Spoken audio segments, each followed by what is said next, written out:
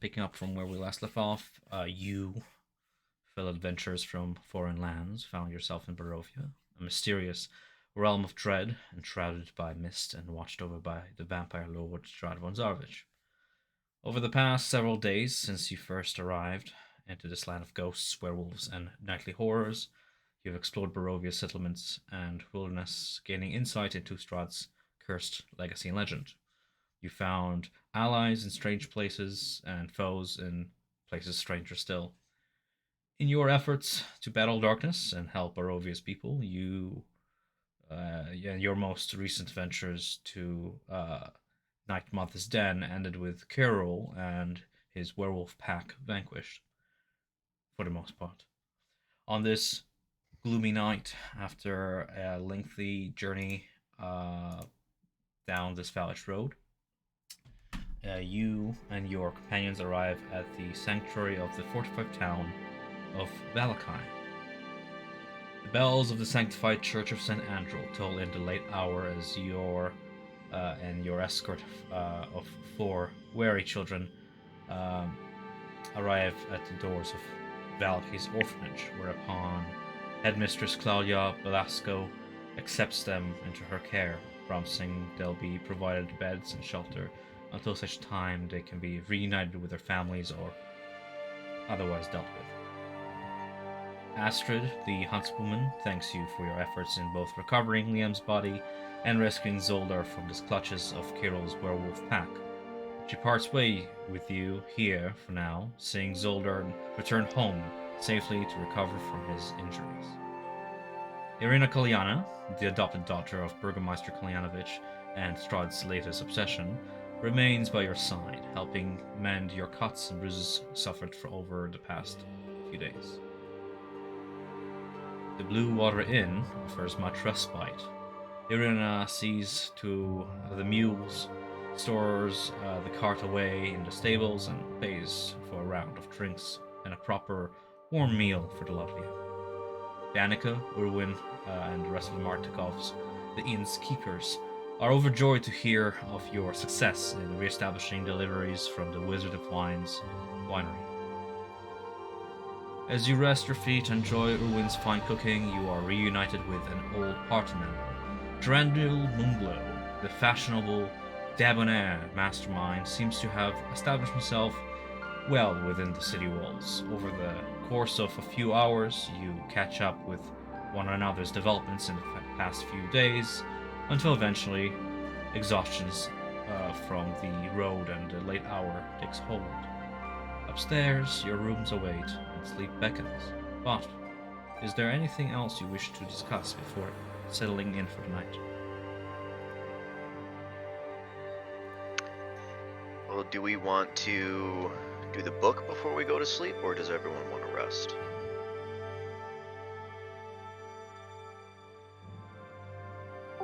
Which chapter do you want to read? I don't think we get much a choice. Yeah, I believe we're beyond chapter 3, because we've read 2 so far. But I think it might make sense to read, although last time when we were in the book, it drained us, it actually damaged us. Oh, sorry, I didn't mean that. So, if people are in trouble, it might make sense to rest first before heading into the book. Yeah. I know I'm reasonable to head in, although a little tapped on power. I would be fairly okay. I would be fairly okay as well, but maybe it is best that we rest. And then if need be, I don't see much going on for tomorrow here in Vallaki. No trouble. Not exactly going out and causing a commotion or anything, or hunting anything. Yeah. Sure. So. Sounds like general consensus is just rest our heads for the night. In that case, you'll rooms await. Night's sleep, for the most part, eludes most of you as you restlessly turn and toss in your beds. Your minds mired by the ceaseless howls of wolves, the shadows throughout your room play tricks on your eyes. Shadowy lupine creatures seem to prowl at the edge of your vision, at the edge of your dreams, and this unshakable sense of dread is palpable in your dreams. Gotta get Samson and Novak to roll me Constitution saves, please. Okay. Yeah.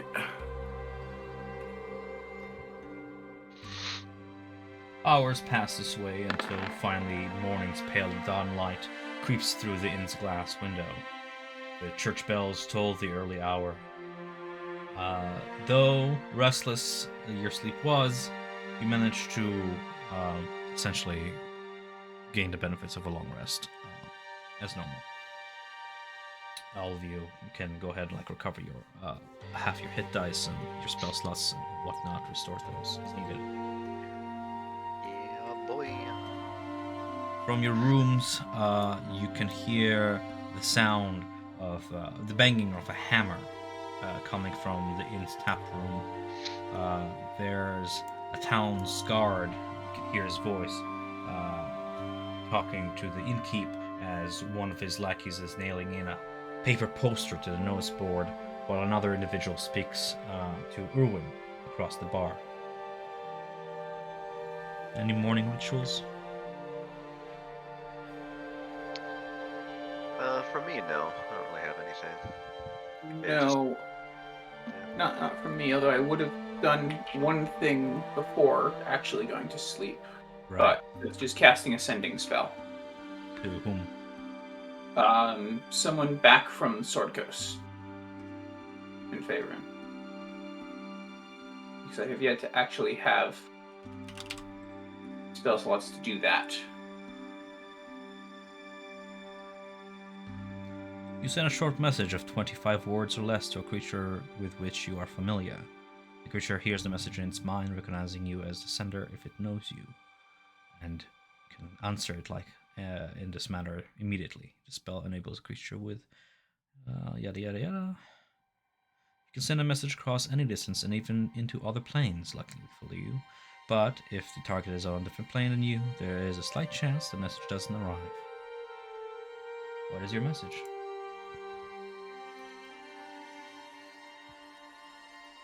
I'm just trying to. 7. Yeah, count.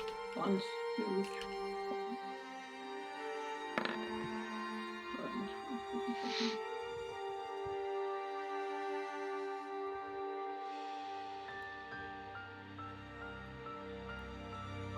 So it's Valerie, this is Simpson. Been hit by a Carew lycanthropy. Working on dealing with this. Any information would be useful. Stay safe. And Valerie is the priestess of the moon back from the temple that I'm sort of based out of. Gotcha. You get an immediate response. Based on her message, she has word for you for some since you have not sent word in some time. And even worse still is your condition, but entrusting you to keep to the dogma and the ways of your order, and using the knowledge you gained from it, she trusts that you will know how to deal with this, and she hopes to hear more from you soon. The message cuts off here, for she doesn't have enough words to truly rely over all that she wants to say. But the message has been received. Okay.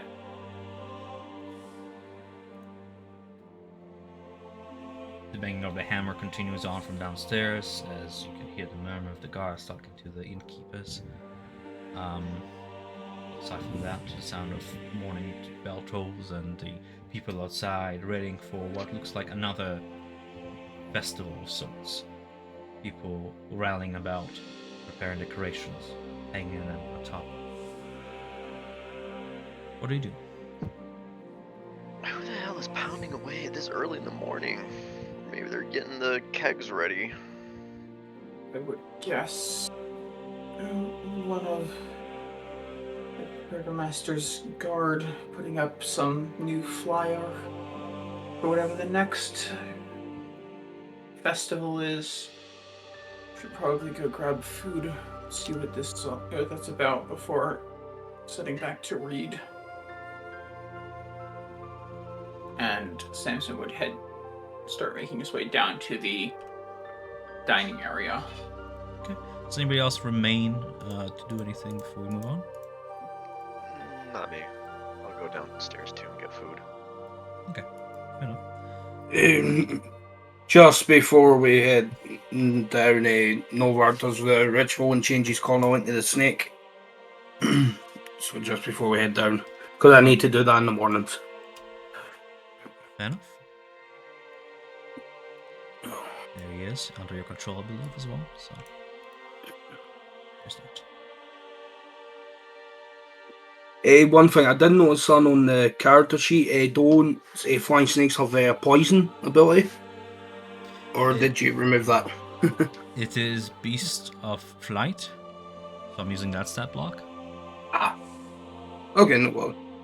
We have big between Tash's way of doing it or the PHP way of doing it, and I figured that and double check what it has. Frankly, it is to your favor. We can homebrew it if you want. I can look into the snake's ability, but it will be overall less damage. Yeah, no problem. So you want me to do the poison? Yeah, I'm thinking that because it helps out. Bite, melee attack, +6 to hit, 5-foot range, on hit, 1 piercing damage, plus the poison damage of 3d4s. Yes? Yep. Alright, adding that in there. Alright, for the rest of you, as you head downstairs, you see the individual speaking to Urwin is none other than the Baroness herself, Lydia Petrovna, who beams in a wide smile as she speaks to Urwin across the bar. My dear lord, I would have you know that my husband was pleased to hear you got your business back in order. This should be a fine amount to cover the requisition costs. This week's celebrations promise to be even grander than the last. And few things beat wine when it comes to warming the spirit and bringing merriment to all, wouldn't you say? She chuckles nervously as she hands Urwin what looks to be a handful of platinum coins. I'll be looking forward to seeing you there, you and the rest of your ilk. I'm gonna go ahead and move your tokens if you haven't already. There you go. I think we can actually move them to the downstairs. Yeah, I figured you guys have the control for that. So. I can't do it while you guys are doing it at the same time, though, because then it'll glitch. But yeah. See, it glitches if you do it at the same time as me. All right. With that being said, you proceed on downstairs. Urwin gladly hands you a bowl of his infamous beet soup, some bread, some wolf's meat, a hearty meal, and, complemented by the wine you've recovered, it seems the deliveries are already underway.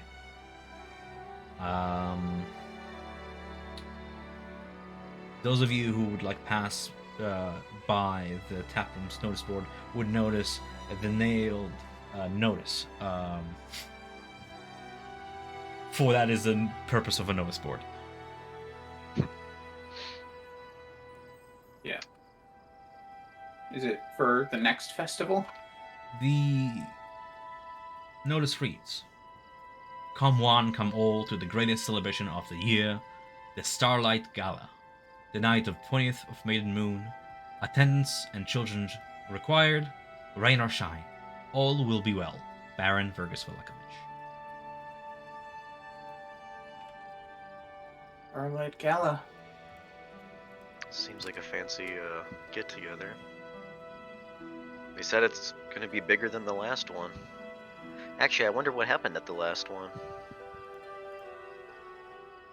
We've been out of the loop for some time. Yes, we were occupied, but it might be worth talking to someone about that, but seems, at least from looking around it, nothing too bad happened. From what you Hopefully can the tell, music went off with a indeed there was pitch. no out of the ordinary uh, happenstance that occurred during the last festival. City still just as dour as it is, replacing one decoration with another.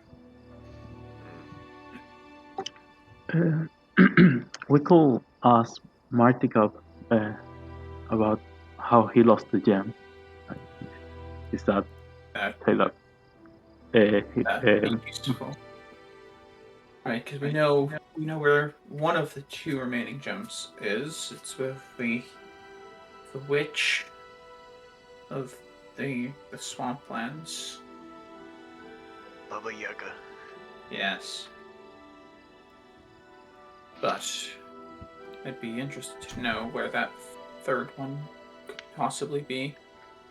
Hopefully, it's reasonably located, or at least we have some idea. And if we can get close, I can potentially find it. Well, that depends of whatever he says. Yeah, worth asking. Good memory there. It's in my notebook. Yeah. So, is Irwin out, or is Irwin Erwin is behind? hard at working in the kitchen, trying to serve the patrons of the morning, red-faced from the steam of the hot stoves and such. But he, might have a moment if should you want to speak to him. Probably worth asking. I saw him entering into the kitchen.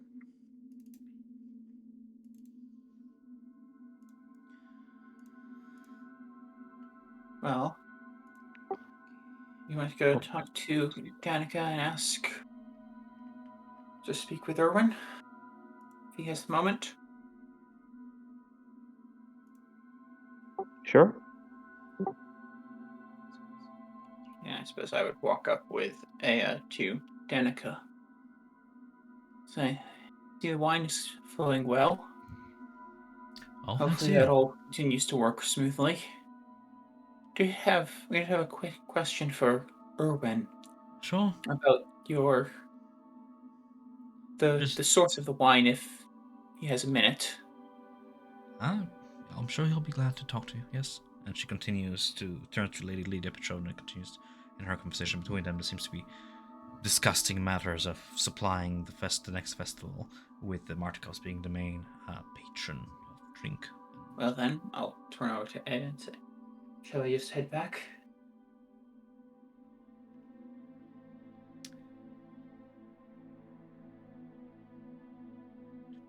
I'm sorry, say that again?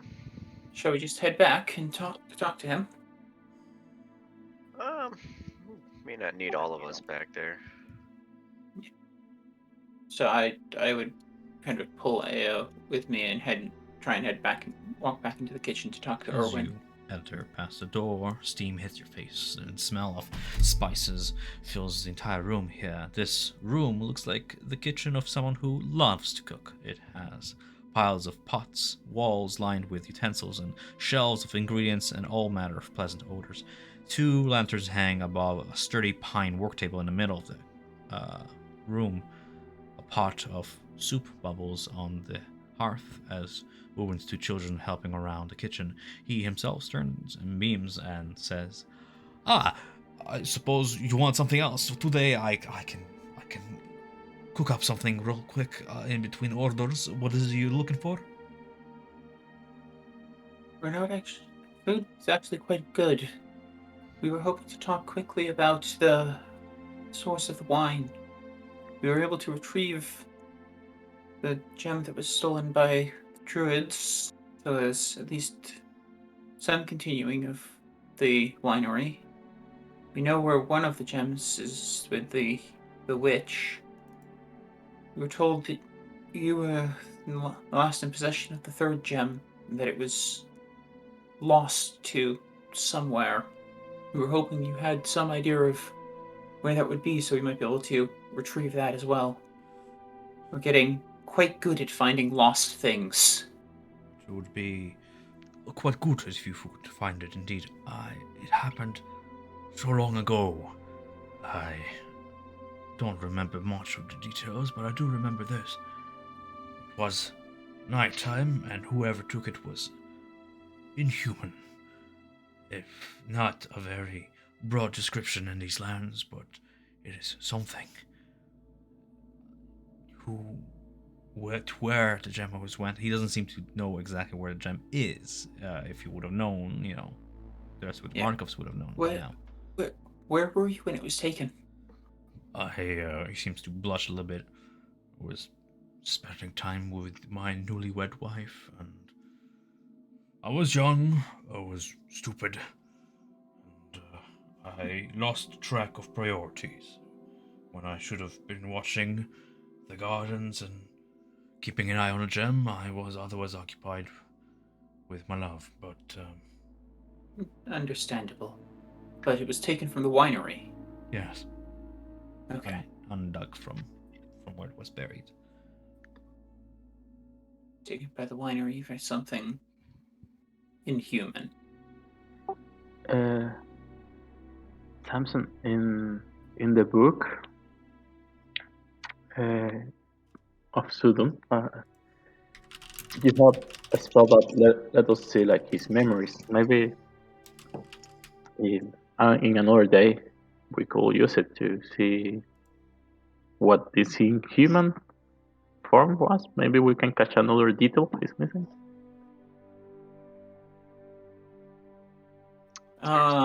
I'm assuming you're referring to detect thoughts? Yes. I think with minor illusion you can create the image if you want, even. Or it's... I don't know. I could potentially try that.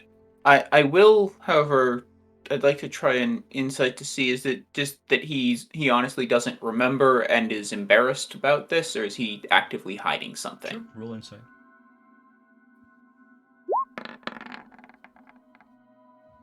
His bashfulness seems genuine.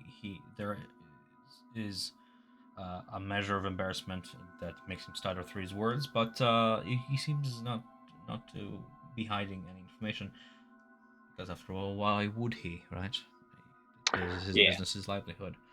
He goes on to say, I bet you it is that witch of the swamp. She's been harassing our family for generations, just picking at our fortunes and being generally a bad neighbor. I wouldn't doubt if she has the third gem as well. Could be. Might be. Something we'll look at when we have time.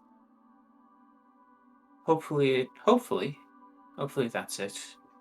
Because the other thought that I get with that, when you say inhuman, I don't want to try and deal with right now. I don't want to deal with the land about this. I doubt Strahd himself would have done this, but thank you. This gives us something to go off of. The starting point, indeed. Do let me know if I can serve you up anything. I prepare most of the meals here for most of the day, so anything within my grasp is yours to have. Thank you. The meals here have been quite good. He gives a proudful nod to his two boys who are, sitting to the hearth and cutting up vegetables and whatnot, and just being generally good apprentices. Right. Yeah. Then I would, after doing that, duck out back, join people at the table. So, it seems like he doesn't have much of an idea of where the gem was lost. It was lost from the winery back when he was first married to Danica. Something inhuman came and took it. Hopefully it's the same witch that has the other one. I don't know what else it could be. Yeah, right now we're kind of stumped. I mean, maybe if we were to go to the swamp and deal with the witch, it might give us another answer or clue to go somewhere else, or perhaps in the book. But Oh, don't know. there's the other inhuman that I can come up with is Strahd. But given the time frame that the book has given us so far, I doubt we'd be lucky enough to have the book give us the time that he stole the gem from the Montakovs if he did. Yeah, damn near anything can be inhuman in these woods. Yes, ourselves included. Well, we still have some time. Yes. I mean, it's not the biggest priority right now, but it is definitely something we want to try looking into whenever the chance comes up. Yeah, I think setting up and at least starting Jeb's plans here and going back to Kreshk and trying to resolve the situation there to some extent are probably our two highest priorities. And I think just getting Jeb's plans going here, I think our best bet is probably getting some more information on Strahd himself, so that we could potentially utilize that in our dealings with the people of this town. Yeah, I agree. Finding more out about Strahd in the tome, that also might give us a little bit of insight of, how he works and some of his inner workings, but also might strengthen our ties with Lady Fiona as well.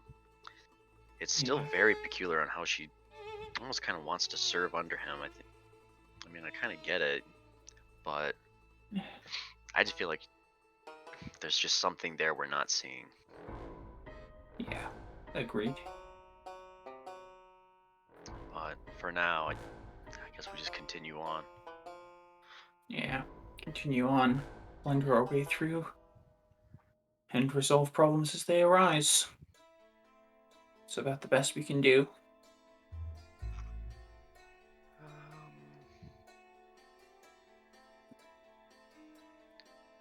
I'm trying to think. Do I have anything else to say?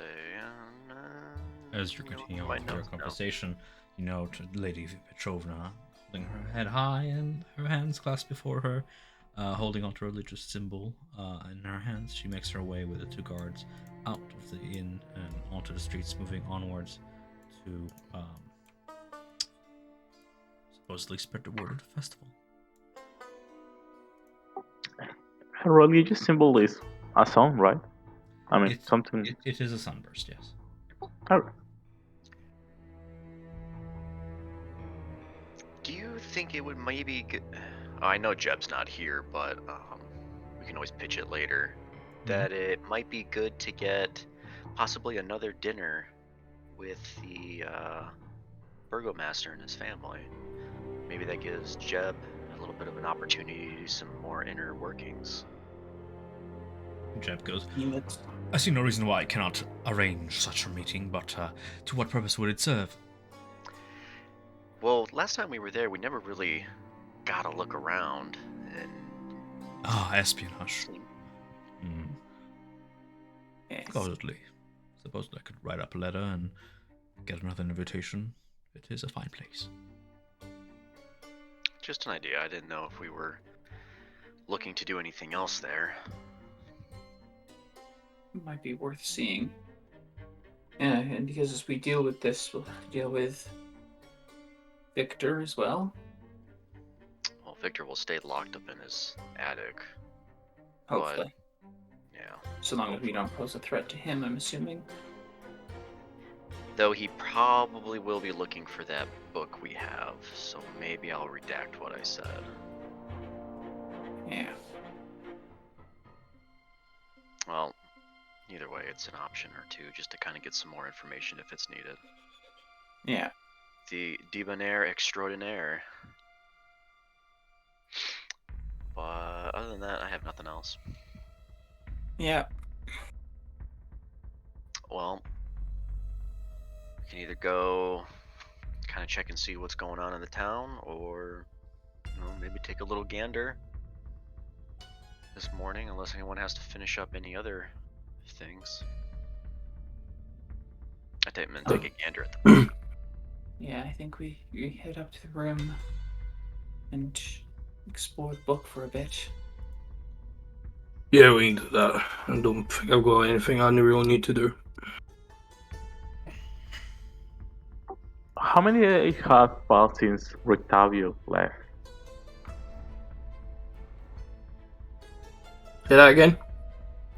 Rictavio? Like, he left a few days ago. Yeah, Yeah, he he left left. right before us, right? Yeah. So that's like what, at least 4 or 5 days? Okay, I'm gonna approach the counter and ask, like, has been heard any word about Rictavio? Jack informs you that it has been some days since he left, checked out, left with his horse and his caravan, and has not returned or checked in with the inn since, or seen in town. Um, by my math, it would be like 2 or 3 days ago. Okay. Well, hopefully he's doing fine. Hopefully. The only other quick thing I would see if I see Yevgeny here, I'm assuming, right? Yep. Evgeny is somewhat deep in his cup, still recovering from the trauma of the werewolf attack. Yeah, it seems. Yeah, I would walk over to him and say, "Well, I don't know if you saw, but Astrid's back with Soldier. We were able to save him. He was still alive. He nods I his might head. be lucky. Might enjoy a visit from you." They stopped by the inn. I can't address how gladful I am for everything you've done. I'm still working through the feelings of all the losses we've suffered. There's been some of my friends from a long, long time that I've lost, and I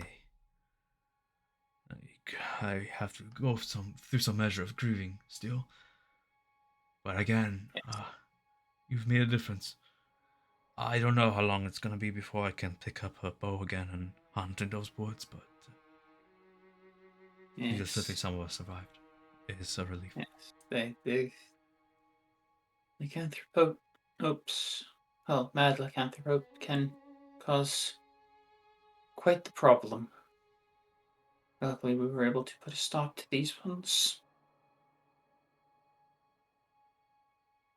But that's really all. I just wanted to make sure that he both knew that Soldier was back and had at least seen and talked to him.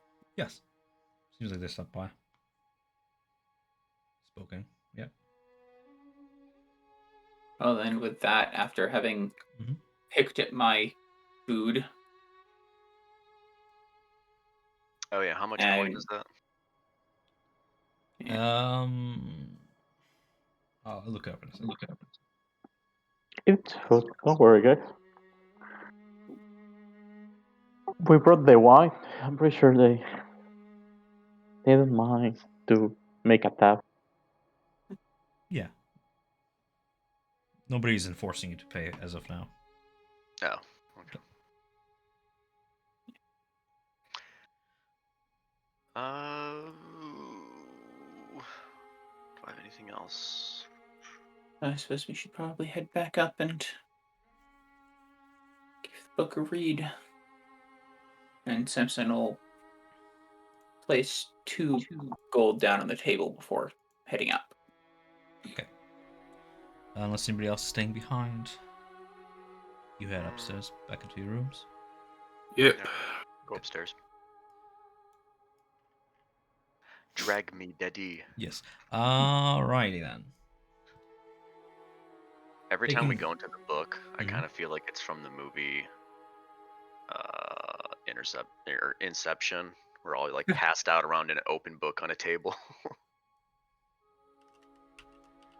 Yeah, not quite, I think. I think we actually get pulled into the book, Yeah. and then the book is just sitting there. Which is why, once we get in, I will lock the door. Pew, pew. There is a way to know it. One of us can say out. I think we saw this. Right, we saw what happened when Novark first entered the book. All right. Picking up the book and inspecting it, you note the parchment pages, the color of cream, thick and substantial, made of the many, many lifetimes that it holds within. Other pages are thin, desiccated, positively yellow from age, and crackle alarmingly as you turn them over. Again, there are no ornate illuminations or illustrations. No fussy borders, only lines of plain text in black ink. The flowing handwriting is a bit difficult to follow. The writer's style of calligraphy has not been common of use for at least a few hundred years. There's no table of contents, but from the dates it looks that you have made some progress into the book so far. Who is trying to decipher the book?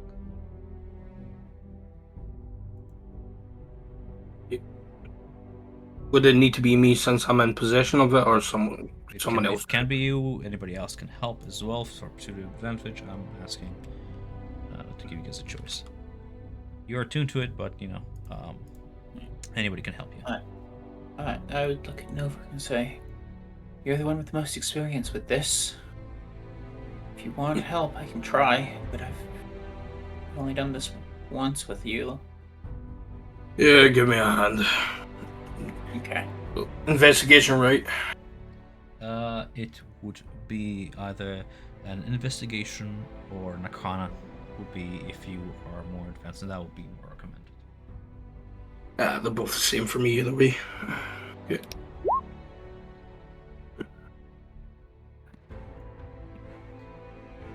You rolling, Samson, or do you want me to roll twice? You can roll twice. Yeah. Alright. As you spent the better part of 4 hours dedicated to research, trying to align the different glyphs and trying to make sense of the words, and eventually come up with a few a sentence translated. And as you do so, you read. My army settled in the valley, renamed for my father, as we took power over the people in the name of a just God, but with none of the God's grace or justice. With a resonating power, the mists of Barovia start to pour out of the pages as you read them, and you see Novark's form begin to be enshrouded by these mists as they expand outwards 10, 20, 30 feet out, engulfing anybody nearby. I'm assuming everybody is huddling in that circle. Yeah. Okay. Yeah. As it continues on to rise and swivel about you, darkness consumes you once more as you feel your bodies once again get lifted off the ground, as a sense of weightlessness, like being underwater, takes you into another place, another time. The way this chapter is going to work, sorry,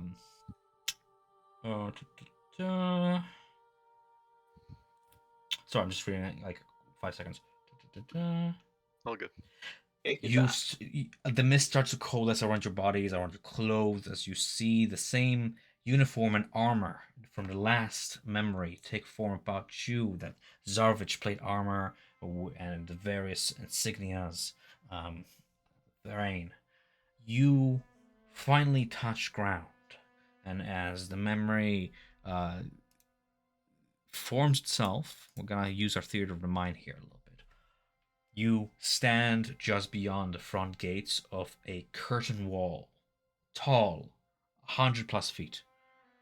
So colossal that the largest of the giant kind could pass through with ease. The wall is nearly 100 feet in height, interrupted by squared off turrets and the rise of even higher towers throughout. The wall is even further dwarfed by the rounded towers of the keep overhead, the tallest of which soars 3 times the height of the gate. Weighted hoof clops across the wood of a seemingly infinite bridge behind you can be heard.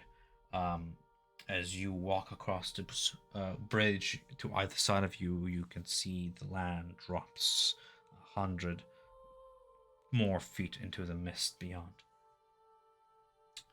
You are surrounded by familiar faces.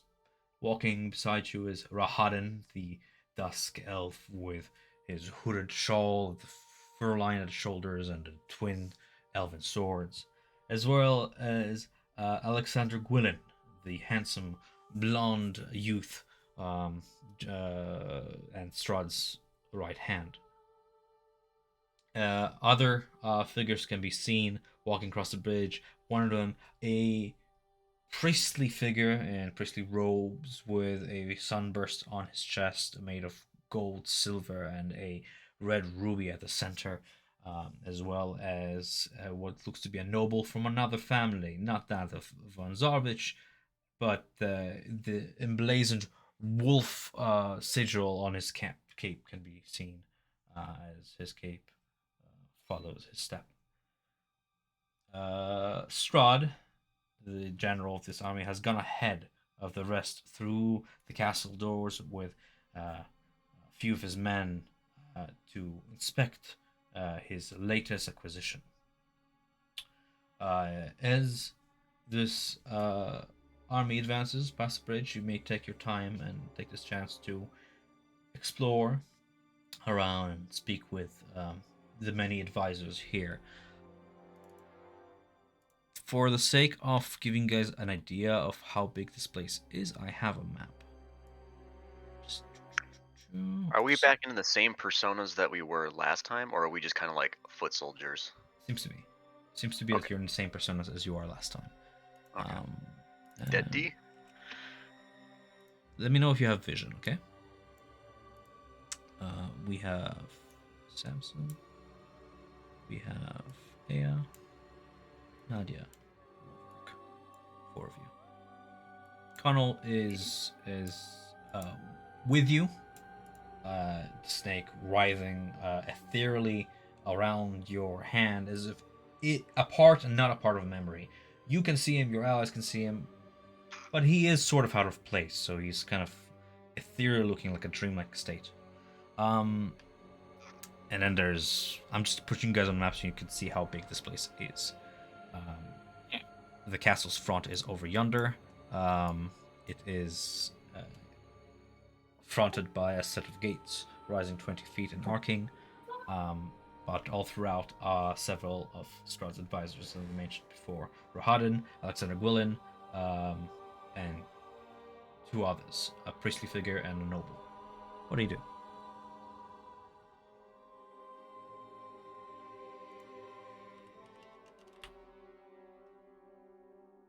Oh, I'm Ansel. Never mind. I'm looking back at my notes right now. I'm doing the same.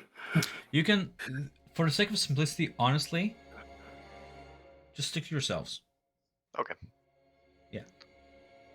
Okay. Let me zoom in. Well, I would walk over to Rahad and say, what was the cost of us taking this castle? Fully worth it for my, as far as I'm concerned. It was an easy task. And, well, I suppose, what do you mean? You don't feel sorry for those who stood in our way? Trying to make sure that we don't lose too many and continue. Ah, I see. Your concern lies with those, Lord Strahd. Well, I'll have you know that the enemy was no match to our forces, and one of our men is worth 10 of theirs, so... All in all, losses-wise, it was the opposite of pariah is the word I'm looking for. A pariah victory is when you lose 10 of yours to one of theirs. The opposite of that, it would be like a heroic victory. Did we catch the name of the castle? Sorry. Or was that mentioned? That has not been mentioned. Yeah. The entry that got you to as many read, my army settled in the valley. The valley renamed from my father as we took over and took power over the people in the name of a just God, but with none of the God's grace or justice. So you got the name of the land.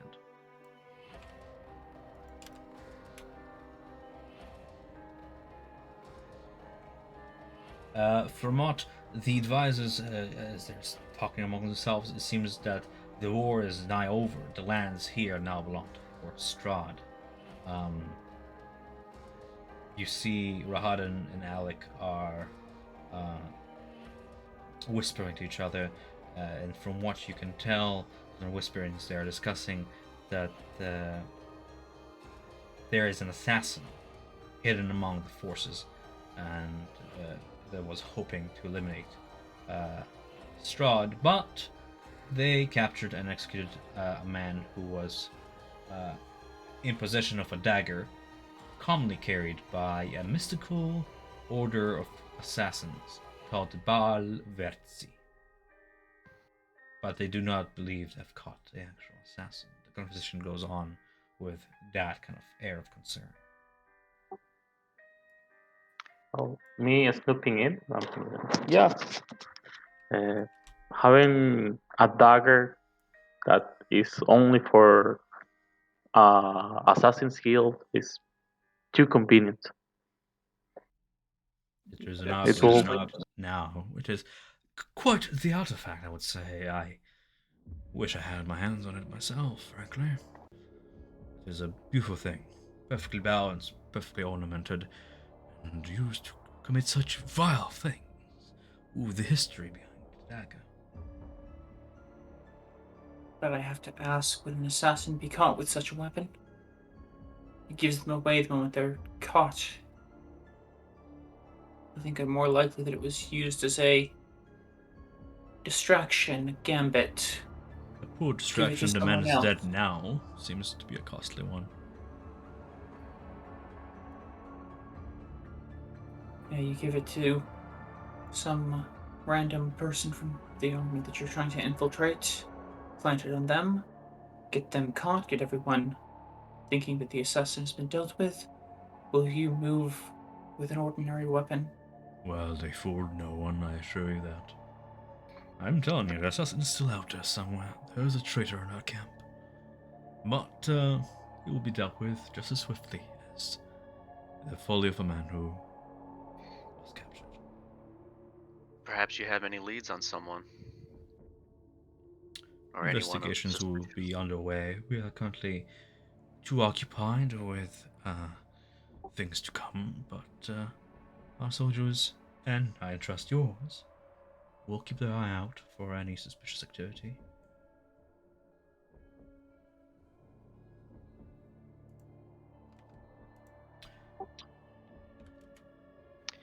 Well,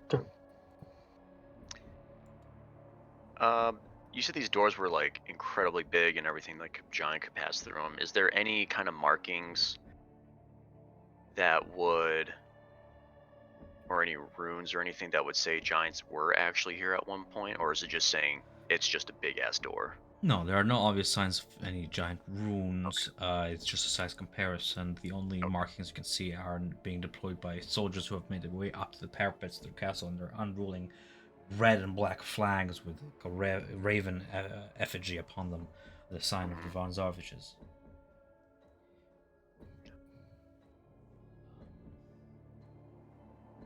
You see the target is almost certainly Strahd. There's no one else that you would really want to. I suppose it could be his support, but I think the assassin is most likely targeting Strahd. So either we're trying to find out more about this assassin. Either we try and stick close to Strahd, or we actually have to start searching everywhere for him. As you continue onwards with your conversation, stepping further into the courtyard, you see a thick, cold fog swirl about. Sporadic flashes of Lightning can be seen on the far horizon as it lands the weeping clouds overhead, and a thunder eventually makes its way to you guys. High above the entrance is a round window with a stained glass, stained glass forming the image of what you would recognize as the god of Lathander. Sulfur left hand. Interesting. Nothing. Who is Lathander? Sun god. Sun god, god of birth, god of life. He's a man with a golden wreath around his head and extending to his forehead. Often seen around blooming flowers or holding up a child with like a sunrise bloom behind him. God of life, god of almost like a Zeus figure in the pantheon. Okay. He's kind of the same as Morning Lord, right? Do you wish to explore around or talk to any of the advisors while you're here? Just between us. Yeah. Well, we don't really have many clues to go on. Didn't seem like Rahadin didn't really care too much, so we don't even know what we're looking for. So might as well just Yeah, but stay on the. I was gonna that's just talk with Rahadin. that fighter. I think it's probably worth talking to that noble over there with the wolf sigil and the priest. All right. All No, three no, of them, they are, along yeah. with Commander Gwillem, are kind of adoring the design of the window. If you're looking for names, you can hear them address each other as they talk. Commander Alexander Gwillem addresses the noble as Leo Listnia, or Lord Listnia, while the priestly figure is Gabriel Andro.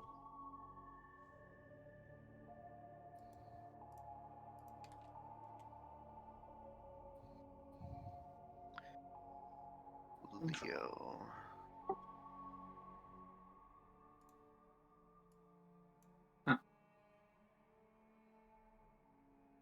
And Rahadin is not with those three right now, right?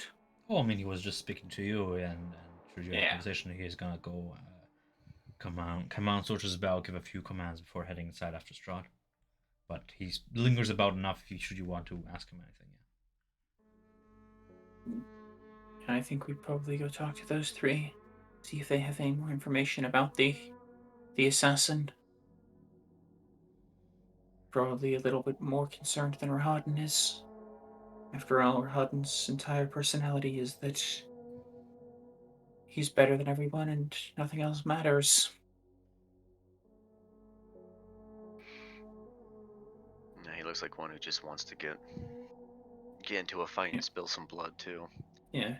Nadia, do you want to take point on this, given that you're currently possessing the body of Gwillem's son? Oh yeah, Deddy.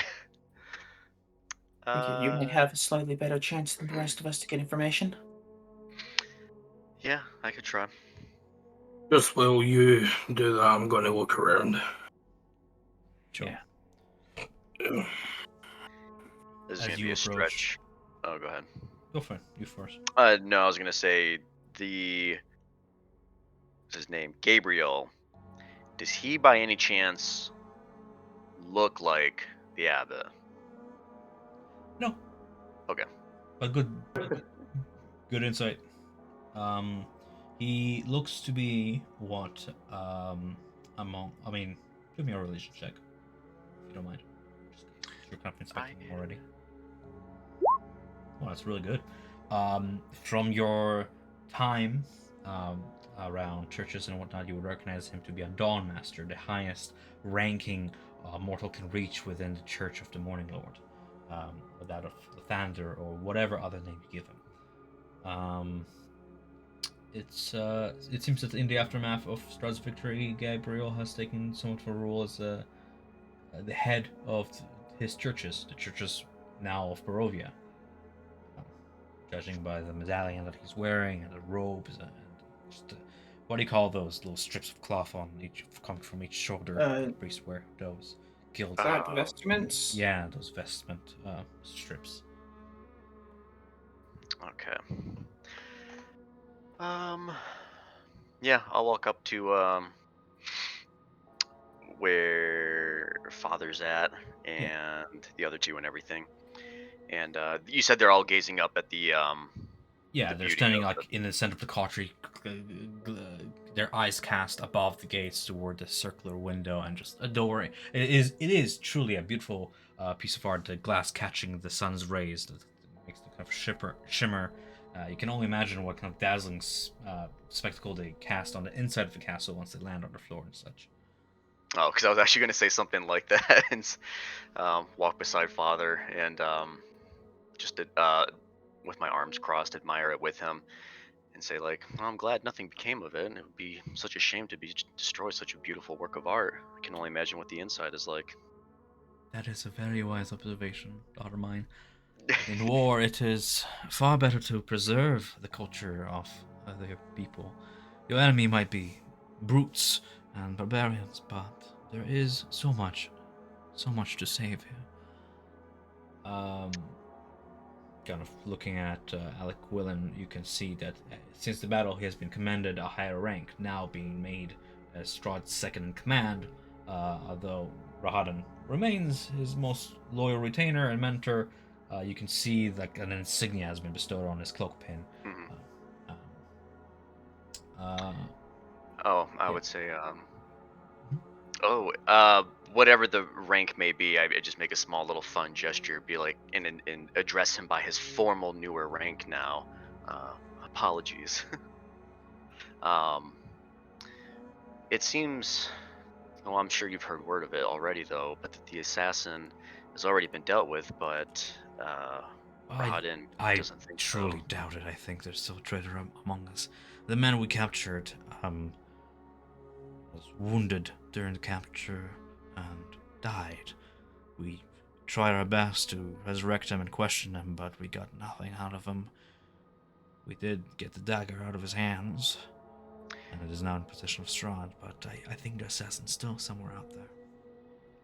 Did the man who died, did he have any or any significance? Anyone of importance? That is the most scariest of it all. The Balversi Guild can be anyone. It can be your childhood friend, your own sister. It can be your mother. They are widespread and cunning, feared, for they blend in, so it is truly impossible to tell who it is until we further investigate. Did the man hold any lands? Possibly any long family grudges? Looking to No, gain any seemed to be an foothold? average soldier that has joined our ranks like any other mercenary, and everything checked out when he joined. He seemed faithful to our cause, but only meant to serve to get closer to our lord and assassinate him. Well, I guess for the remaining time, we'll just be vigilant and have to Indeed. kind of sleep with one eye open. Make sure you sleep with a dagger by your side. I will be keeping an eye out both on myself, you, and my lord. He is like a brother to me at this point Speak. after everything he's done for us. Speaking of which, where is the Lord at right now? He should be somewhere inside and inspecting about, preparing for his proclamation for the land. Taking it over is only official once the ceremony is concluded. You I would can only. join me by my side to witness it, I'm sure. It seems that we have a good few minutes to adore this place, this grandiose palace. It is a hold to have for us. Well, if there's nothing too much else, we'll start making our way inside. Is there anything that you request of me I from the men? And look back also to the group. I would, having heard this, walk over and say, "You said the assassin was injured and died as part of his capture. Yes, Who injured unfortunately, him? Who this who was happened it all that so struck him quick. down?" The assassin Of was discovered with a course. blade and made his move up on our soldiers, and they essentially piled up on him once the weapon was discovered, and in the conflict, he would rather have Confusion. died than questioned. So it seems that he threw himself upon the blades of his assailants, and once they recovered his corpse, they tried necromancy to raise him back up, but Of course. no avail. Who has the So- blade right now? Strahd. Okay, okay, Strahd claimed the blade as gotcha. sort of like a measure of mockery to the guild. Well then, if it wasn't, unfortunately, it doesn't give us a nice suspect of who the actual assassin could be. Makes sense if you were the assassin to have killed the one that you're stooging. Well, I'll glance over to Novak to see how his Speaking of which, investigation of the Gotta area swing, is yeah. going. Novak, you said you were walking around, you want to head. Literally, the map is yours. As it is, I'll describe things as you walk along. I just want to give you the sheer scale of this place, and then if you're. Yeah, he would have basically headed up towards the north and just looking up around Sure. the area here. You keep on walking, it is about 100 feet around the corner as you pass the curtain wall and the castle buttresses. To the far east from here, you can see a portcullis and a gate tower. A massive wall juts out to connect the outer walls of the castle with the keep itself. A 20-foot wide, 20-foot tall archway offers passage through the connecting wall, but is currently blocked by a set of iron bars that make up the portcullis. Ask me questions, I'll answer them. Like, from what you can see around. Yes, yeah, so there's no way through it currently, the way it stands. I mean, it's blocked by portcullis. Whether or not there's a way through it is really up to you, right? You hear what I'm saying? Yeah. You can see several soldiers trying to do what you're doing, explore around and maneuver around to the gatehouse, see if there's any way to lift this portcullis gate. Some of them have huddled up at the bottom of the portcullis trying to like manually lift it, but like they're struggling. You can see there's a little bit of give to the portcullis as it lifts and then drops back to the ground as you can hear their curses across the courtyard. All the soldiers are dressed in their like von Zarvich regalia of black armor with red accents and red cloth. He would turn back to the others just for a moment, just kind of go, I want to have a look what's beyond there, but if I'm going to do this, I just kind of need someone to watch over me. He would have went back down. Samson, seeing that, Samson would come up. Do you need something? Yeah. Is this a door here? It is. Yeah. It is a door. What is it exactly? It's a gatehouse. If it's unlocked, so if you were to simply push it, you would see inside our gear mechanism with a huge round. Help me out, guys. What do you call the raising mechanism for gates? The one with the pegs that you grab onto and pull on yourself. Yeah, and like pretty much a rotary that'll be mechanism for lifting up a set of On a huge ship, it would chains. be a capstan. Yeah, Yeah. that'll be for the front gate, basically. Like, Yeah. Novar just kind of looks at Samson. He's just like, I'm going to commune with Colonel, and I'm going to have him fly over the gate so I can see what's on the other side. But Okay. But I can't see anything while I'm doing that. I can't hear anything. So I need someone to keep an eye on me. Absolutely. And I will go ahead and put my hand on your shoulder. Yeah, he would go into the gatehouse to do it just so he's not out in the open. And he would just kind of like sit down against the wall. It is a ritual cast and it does take 10 minutes, I think. For what? To cast Beast Sense. Oh, okay. Sure. You have enough time. Like, people are spreading out. All the while, across the drawbridge, more and more soldiers pour into the castle and the courtyard, trying to explore around, doing exactly what you're doing. So nothing is sus, really. Okay. All right, so you can go ahead and look. I think you have control over this token, yes? Yes, I do. Yeah. So as you soar upwards and onwards, if you were to soar about 15 feet up, you will come to see the essentially the buttresses. So I'll just remove. Can I remove this without? I'll have to remove the walls later. But essentially, what you can see is this. Yeah. Like Okay.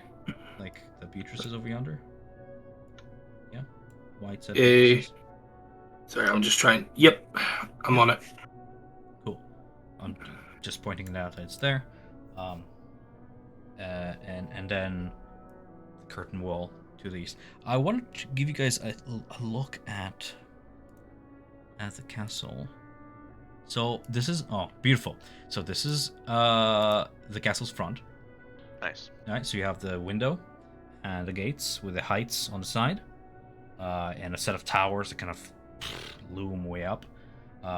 So that's the height of the wall, about 90 feet up. And then there's another one, but I want to make sure there's no spoilers in it. So let me just check it. Nope, there's no spoilers. Cool. There you go. So, Novark, you are currently looking. If you see that boxed in section on the very far of the second map I shared, Yep. yeah, the boxed in section, there's another side behind the towers. Your creature's currently flying over there. Okay, But so all the while, I can see these towers and rooftops and stuff. okay, so what I've got, I'm just basically doing now is just scouting around, just seeing if there's anyone positioned on the other side and all that sort of stuff, or if In you the can just time it see took you anything. to cast the ritual, the soldiers have huddled up at the bottom of the portcullis, lifted up, and put a few iron bars beneath it to kind of just jam it while they're trying to find the mechanism that opens these. So a few of them have spread to the other side of the courtyard. Specifically, what you see on the other side is... Bear with me. Courtyard to the northeast of the keep, enclosed by towering walls. You can see a carriage house with hinges and wooden doors stand silent in the corner where the outer wall kind of meet on a degree angle. Across from the carriage house, a slender wooden door reinforced with iron bars leads into the keep, where several soldiers trying to jimmy it open, trying to bash against it. It seems to be locked from the inside by something, but they're still struggling to get. But there is a door, and it's over here. If I were to ping it, yeah. Okay, is there any possibility there's any windows or anything that could be open that you could slip inside? And Yes. just to try But and let me get yes, a but let me view. check something real quick because you are in the Yeah. memory. Uh,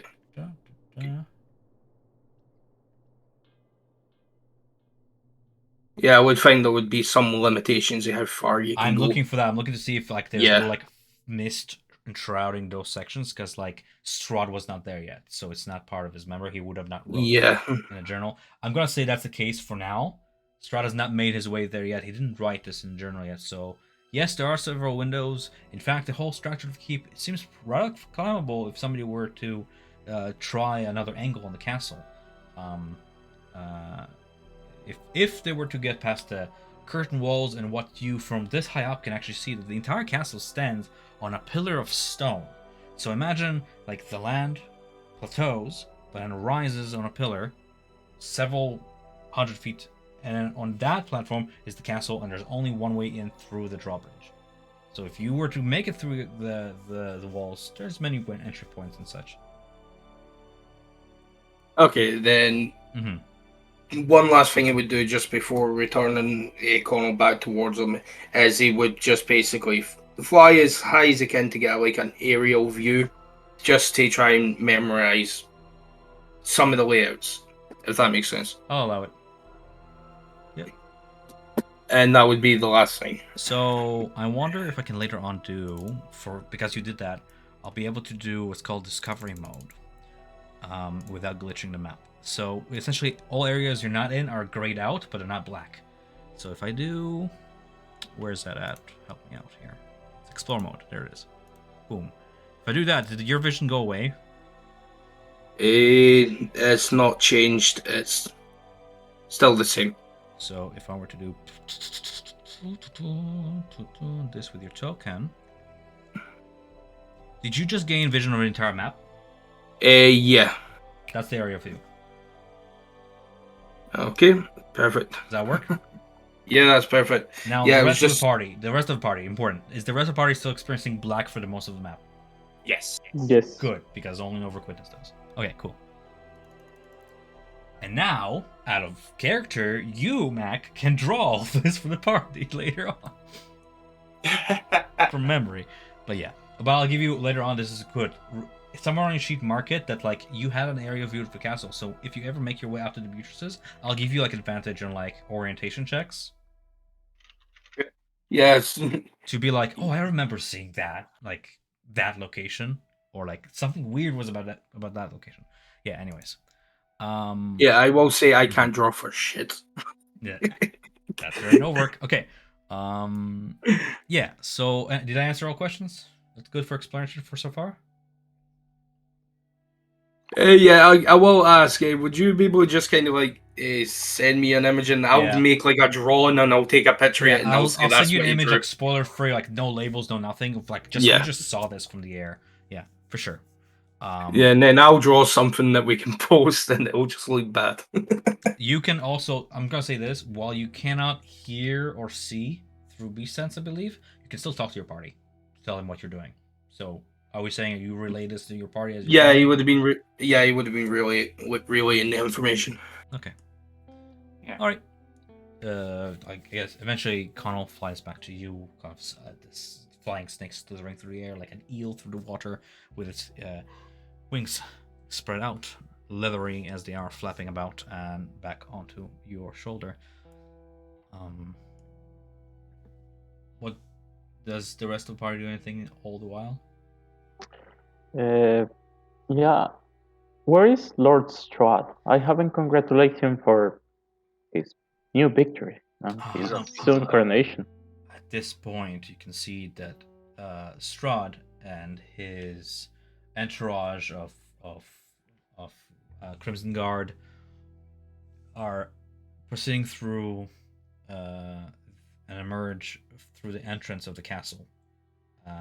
Having explored a little bit around, he returns through here. I'll put his token down. Why not? Strahd, where's your token? Strahd, I don't use your token enough. Yes. How far away from the last battle? I mean, from the last memory. How many months or years have passed, if we know, from Argon van Host? Several weeks, not more than like half a year. The campaign is at its end at this point. You've advanced from the southwestern end of Barovia all the way through where Valakius currently is, past Lake Zarovich, and the campaign I would have advanced all the way to where the castle is. Would have taken like several weeks, but no more than half a month. Especially with how Rahadin puts it, that most of the battles were just taking off the last of retreating forces. Okay. So I'll approach Strahd. My lord, you look to be very well from your injuries. Yes, quite frankly forgot all about that, and all this time has passed. But it is, I to understand it thanks to you and your ilk that I am thankful for my recovery. No need. We pledge to you. It was our pleasure, our duty. Trust So- to me that your loyalties will be rewarded. If you must forgive me, there is a matter I must see to. We will talk after this is done. All the while he's talking, he's proceeding onwards with his entourage past you.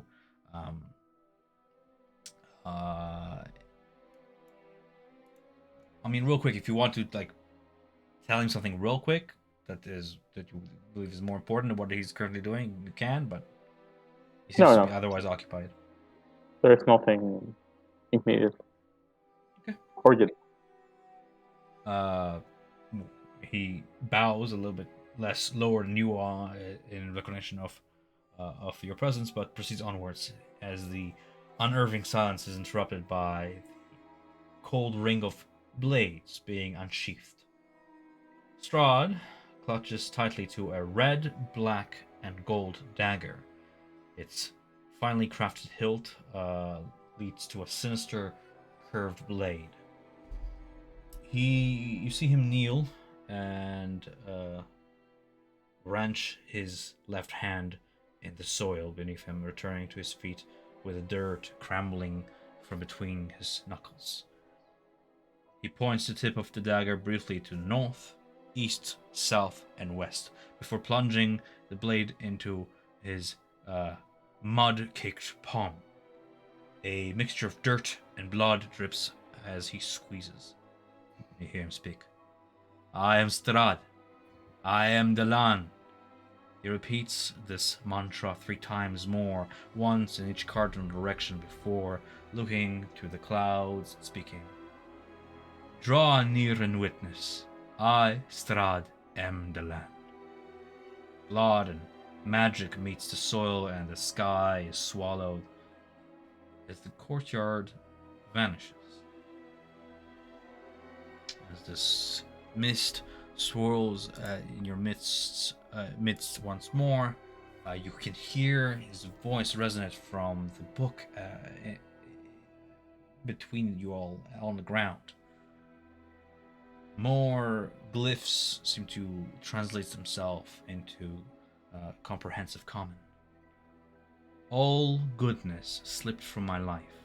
I found my youth and strength gone, and all I had left was death. Space it for those of you who are keeping notes for whatever reason. There you go. I was gonna ask. Yeah.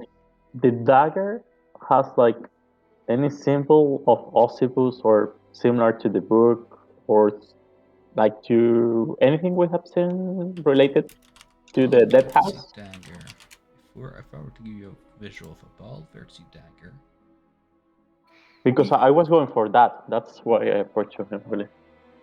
No, it doesn't seem to be any markings of any religious order, so much as it's just ornamented with those 3 colors I mentioned before. Okay. Mm-hmm. Again, it's red, black, and gold dagger, finely crafted hilt leads to a sinister curved blade. Yeah, no symbols of any religious order. As the mist and the void settles, you find yourself within a study room.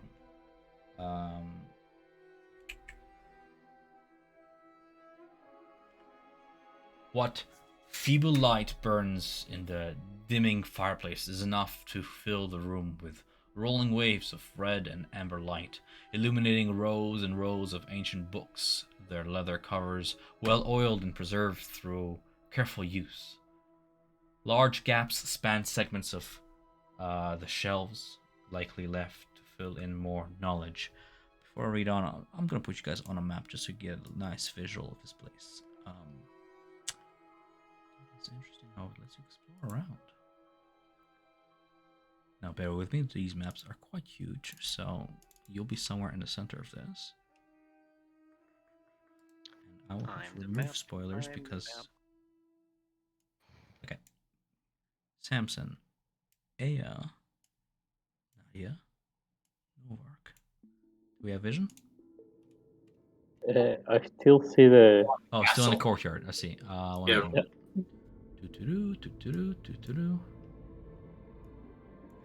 There we are. Oh, looks like a place that Lady Demetrice would be. Oh. What feeble light burns in the dimming fireplace enough to fill the room with the rolling waves of red and amber light, illuminating rows and rows of ancient books. A stone floor is concealed beneath a thick, luxurious rug. In the center of the room is a large, low table, waxed and polished to a mere finish. Even the poker and stand next to the blazing fireplace is polished. A sturdy, carved desk houses several scrolls of parchment, open books, and candles burned nearly to the wick. In one of the two chairs, crafted of burgundy-colored wood with padded leather seats that faces the hearth, Lord Strahd von Zarvich sits. His head rests sorrowfully in his left hand. A letter is gripped tightly in his other. I get to use Strahd token again.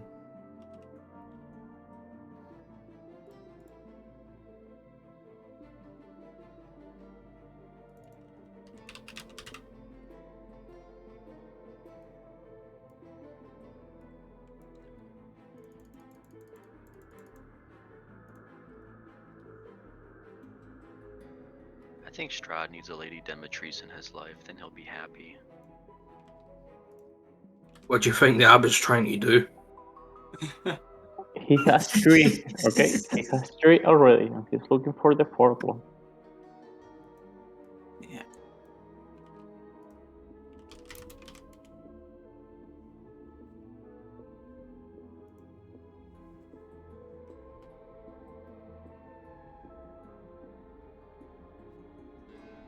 This time, in this memory, your forms are your own, but just as Connell was, spectral, translucent.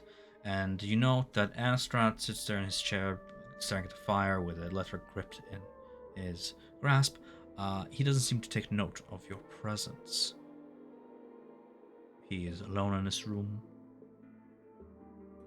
quiet of the study, only interrupted by the crackling of flames. What do you do?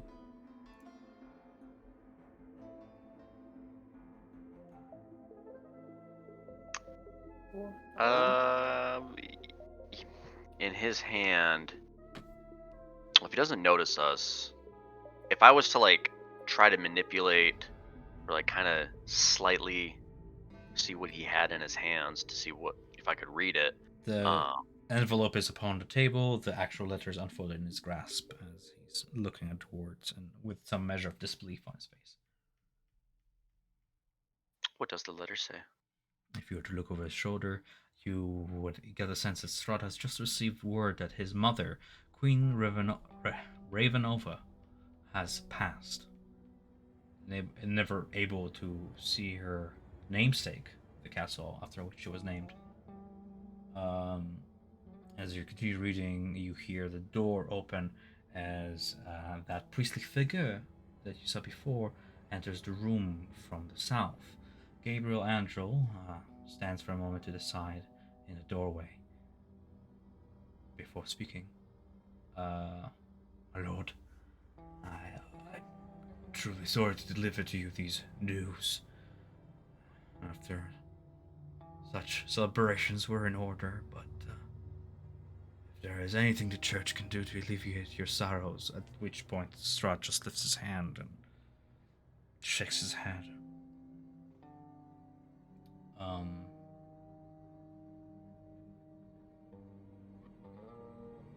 Gabriel continues, with hopes to provide some measure of comfort to his lord, offering condolences on behalf of the mourning lord, but Strahd eventually just shakes him off. You can tell by his face that he tolerates the mourning lord's presence as recognition to the church's power, but doesn't seem to care much for the priest's Don Master's words. Oh my god, I need a drink. Right, but the letter itself is I would pick up the envelope, or try and pick up the envelope and see what, if anything, is on it itself. It's quite blank because in olden times they didn't write like from what, but the seal is of House von Zarovich. It is ripped, but it is cast in red wax, and were you to put it together, you the seal would form the raven. Yeah. Does it say what his mother died from? An ailment along the lines of some pulmonary disease. A disease that started very mild, but over the course of a month has just intensified to the point where she just became bedridden and terminal by the month's end, and then just passed before ever arriving at Castle Ravenloft. Um, Who was it signed by? Like, who wrote the letter? Sergei von Zarovich. Okay. It's signed. Uh, yeah, Sergei von Zarovich.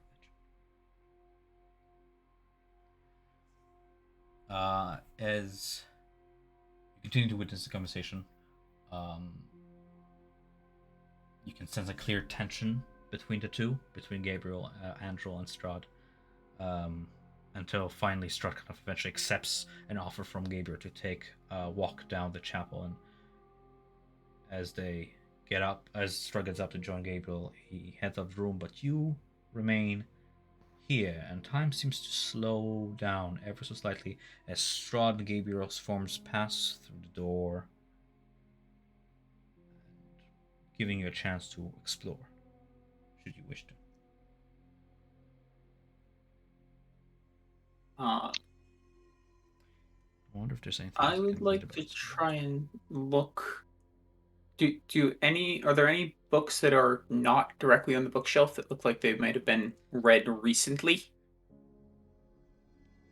Besides the Tome of Strahd laying by like a little side table by the couch with Yeah. quill, bent as if Strahd was just writing in it.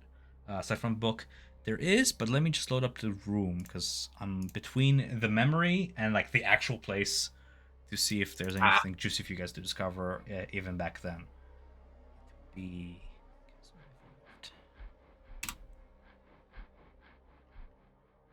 this is fun. I have to go to the right. Yes, to the right floor for it because there's multiple of them. Larger stuff. Books.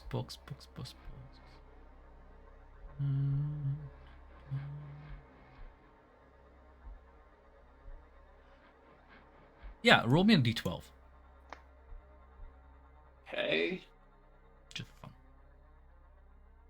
Just for shit. You find a bunch of historical texts on the land. It seems that Strahd has immersed himself into studying the ways of the people, the history of the land before his arrival, and such. Likely collected from towns he's passed or have been sent out by couriers to be retrieved from further reaches of Barovia. A whole bunch of them.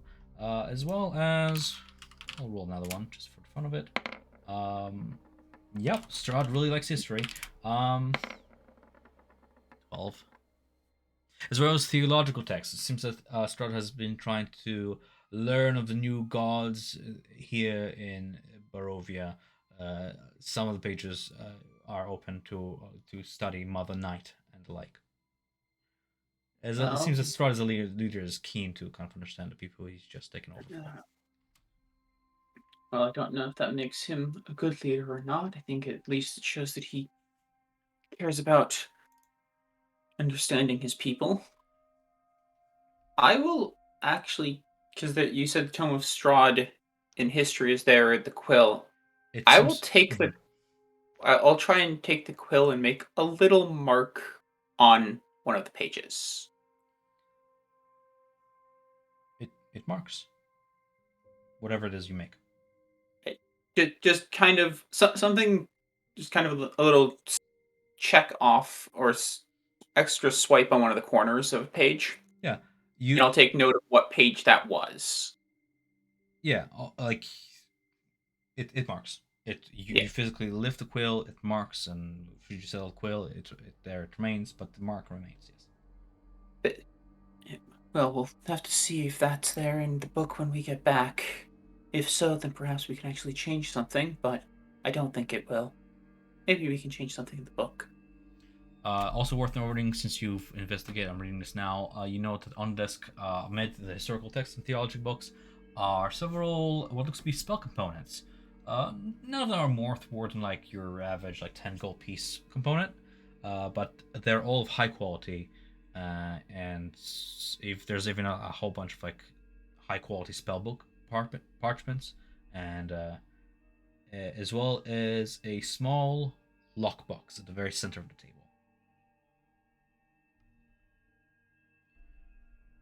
I'll return to Nova, say.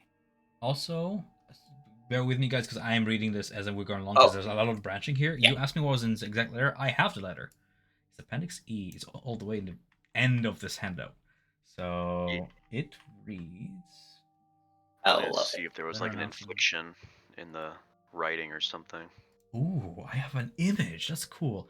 I'm gonna copy this image address and paste it in general so we can all enjoy this. Strahd. Awesome. I was wondering if there was an actual... Yes, awesome. Okay. So the letter reads, Dear Lord Strahd von Zarvich, ruler of the great land of Barovia, I write today to inform you of the passing of Queen Rivanovna and Van Royen, beloved ruler, wife of the Grand King Borov, now deceased.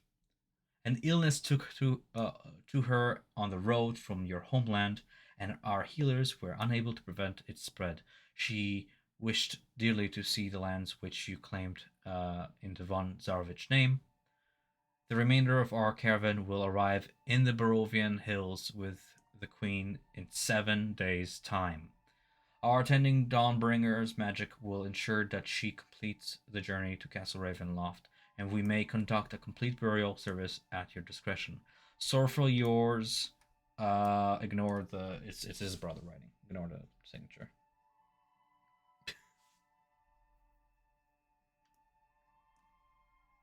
Because the signature is a Easter egg for those of us who read like Ice Strahd, and it's like none of the players read Ice Strahd, so whatever.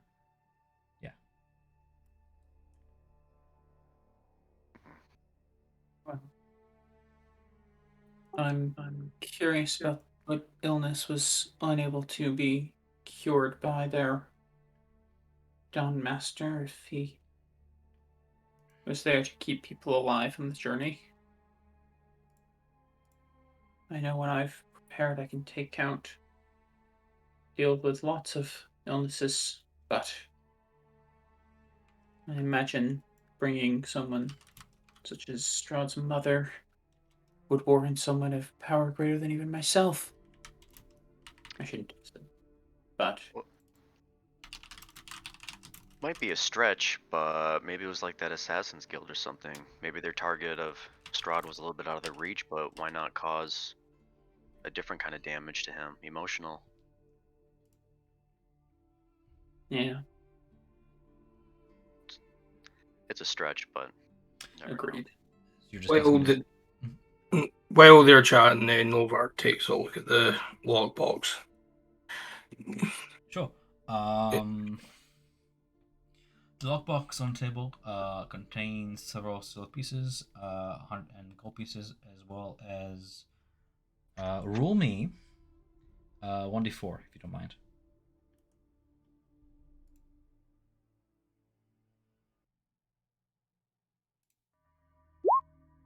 Okay. And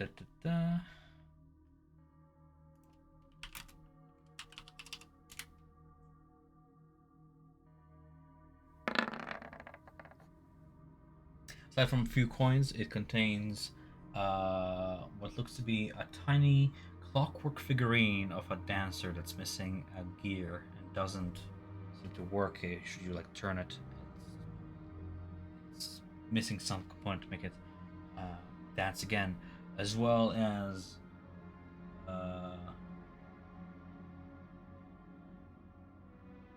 the top, what looks to be the handle of a walking cane, with some ferrule that strikes sparks on stone by design. Could you write down the information in the box for me, just to make it easier to save the information? Are you taking any of this stuff? Just kind of like said, something. Shall we just take everything? Not like it's gonna matter. It might be worth seeing if we can bring something back. Yeah, but I swear, if I find an engraving on this toy that says "No fun, no Blinsky," I'm gonna lose it. I mean, Blinsky did ask us to find something in this castle, although I imagine I think it's a lot bigger. I think so too.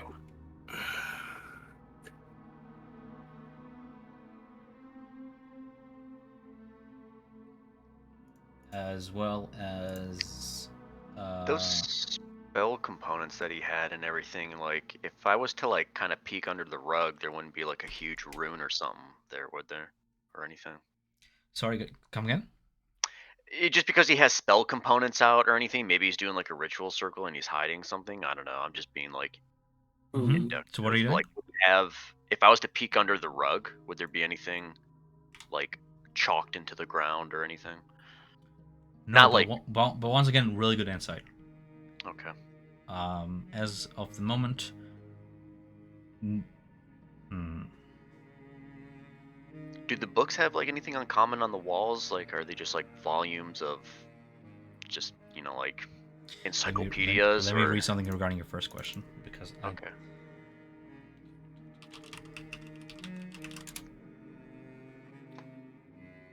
that is very interesting. You are so insightful that you actually discovered something that was going to be later on. Oh, You discover fuck runes. yeah! You discover runes beneath the rug that indeed form a glyph circle beneath the rug. Sort of like as big as the 4 couches, kind of end to end. That circle surrounding that. Hell yeah. They seem to be not so much chalked in, but like actually like chiseled into the floor. Ever so slightly, not so much to make them detectable when you step on them, but enough to be prominent. Could I know what the Arcana ritual check. was? Okay. Oh fuck, I'm not the best. I was like, I'll give you the obvious. It is a teleportation circle of some kind, but you cannot tell where it leads, or whether it is an intake circle, outtake circle. But you know for sure that this either was used, is being used, or what is planning to be used as a teleportation circle. I can't give you specifics, but that's what it is. Right. But we do know someone who does have a teleportation, and so that could be a real quick in. That's why I'm giving you all this information, because you've literally seen this roughly before by some amateur. But this time this looks like professional work. Fuck yeah! I need to drink more coffee next time. Hell yeah! Good insight. I was like literally like checking out future chapters. Like, yeah, it is still there. Yeah, nice. So seeing this, Mm-hmm. and I'm assuming, Nadia, that you said what Oh this yeah. is. I'm like peeling Well, it back. do you want to try and grab a piece of paper and copy some of it down? Maybe use That's it a as a good bargaining idea. tool. To copy all of that down would involve like lifting the entire carpet, and because there's heavy furniture and tables and all throughout, Yeah. you can try it, but time is still moving forward, ever so slowly. Yeah. And the more it does, the more you notice that the mist begin to enclose you once more. Somebody cast haste. Do it really fast. No. I mean, we can try to get as much down as we can. The other thing, I want to go look out the door that Strahd and Gabriel left.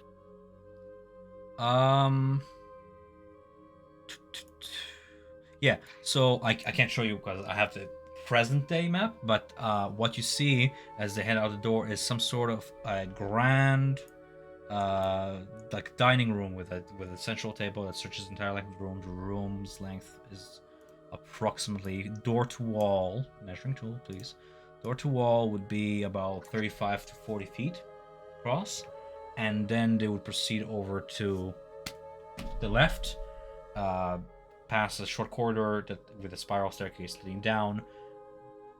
And as Strahd and Gabriel proceed down the stairs, Strahd's kind of line of vision like decreases, and the mist kind of begin to shroud the room you're in. Things begin to become like gray-scaled and blurred out. You are within the last seconds inside the room that the rest of the party is currently, as Strahd Come on, and Gabriel proceed. Let's run. They're heading down somewhere. Follow them. Yeah. Essentially telling you guys this is your last chance to explore within this room if you want to. Yeah. I don't know. I hit a banger right there, so I'm good. Mm-hmm. Yeah. As we run out, I'd like to quickly just try and pull a. Actually, do I have a dagger? You have your key. Never mind. I do not have a dagger. Okay. I don't have any knives with me. I was gonna ask for one. Carpet. Yeah. Can you quickly make a cut in the carpet? Somewhere. Doesn't matter where. Okay. Sure. Get back here. Mark it on the map. Well, do it under the Teleport. chair. He just kind of does it, just kind of under the chair here. Under the chair, like So- beneath the sofa. Yeah, so it's not like Like that? fully. Okay. So it's like wouldn't be instantly repaired, if that makes sense, if we were to come back and see it again, if that makes sense. It's a pretty subtle location. Not sure whether it's gonna detect it, but I am gonna go ahead and put that on my GM layer. Cause I gotta remember that. Okay. Well then, we should probably hurry. Don't want to miss whatever. You're your own Happened poltergeists. there. Alright. So I would, having done that, I'd start trying to catch up to Strahd and Gabriel. Yeah, I'll move with him. Yeah, So we so don't want to find out exactly what happens if we leave the area of this Okay. memory. Actually, as you proceed, because you're like, oh guys, Strahd is going. You proceed. You make your mark. You make your presence. You leave a mark of your presence. The door opens in your face, Samson, and it's Strahd, and he's just talking behind his shoulder to kind of letting know that Gabriel he'll be right there. Strahd returns to the room, and then pauses, looking around. He looks around, and you can see that he normally looks around as if he recognizes someone who was here. And then, with a snap of his finger, he snaps out the fire pit, and pulls the poker, stepping through, like kind of looking around, and he steps through the fireplace out into the sputtering darkness, and the world goes black. Wait, through the fireplace. Yes. So he stepped through the wall, grabbed the poker, and stepped onward through, and then the world just turned black. He just had the poker in his hand. He didn't like touch a specific brick or something. From what you can tell, he just pulled the poker and then stepped through. Yes. Okay. All right. As the world turns black once more, and with mists engulf you, you hear a resonating voice. Escape from isolation of death was impossible. In my many years, I learned that the brightest days cast the darkest of shadows.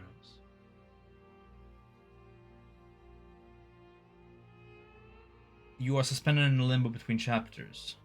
A sensation of whether you should swim to the surface and escape the book's confines or delve deeper is kind of descend upon you.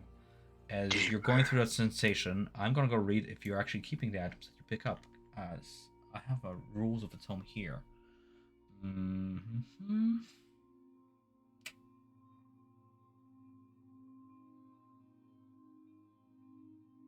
So I was correct about the windows.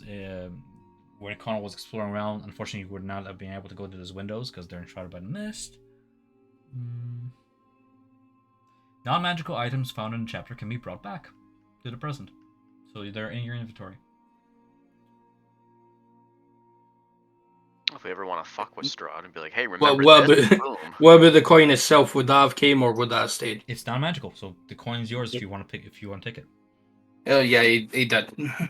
Which, out of character, if you think about it, a fun little thought: if you're being poltergeists and you're taking stuff out of memory, that only acts to like elevate the paranoia. There's an assassin around because somebody's taking shit around. Somebody was in this room just as I walked out and took out my items. Holy shit! Like, you know, they were that close.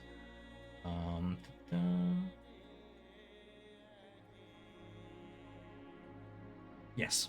All right. I was just trying to make sure that we're not breaking any Tom rules. But yeah, you get to keep those items. Question, guys? Before should you wish to delve deeper? We can. I'm just Deeper. okay. I think so. I'm very curious. Gonna delete your tokens from the old maps so I don't forget later on. Okay.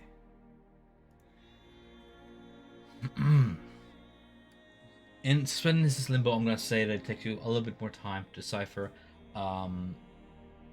Also, Novark, FYI, since your turn to the item, having completed this chapter, the attuned creature, you, may now cast Gentle Repose as a ritual spell once per dusk using the book. So after this, I'll add this spell to the spell lists that are in the book. But just, Gentle Repose is one now, something available to you. Okay. Okay. Chapter 3. The voice resonates through the darkness. At my advisor's behest, I called my remaining family, long unseated from their ancient thrones, and brought them here to settle in the castle I built for them. From this plea came a younger brother of mine, Sergei, nearly grown. I had never known him. Okay.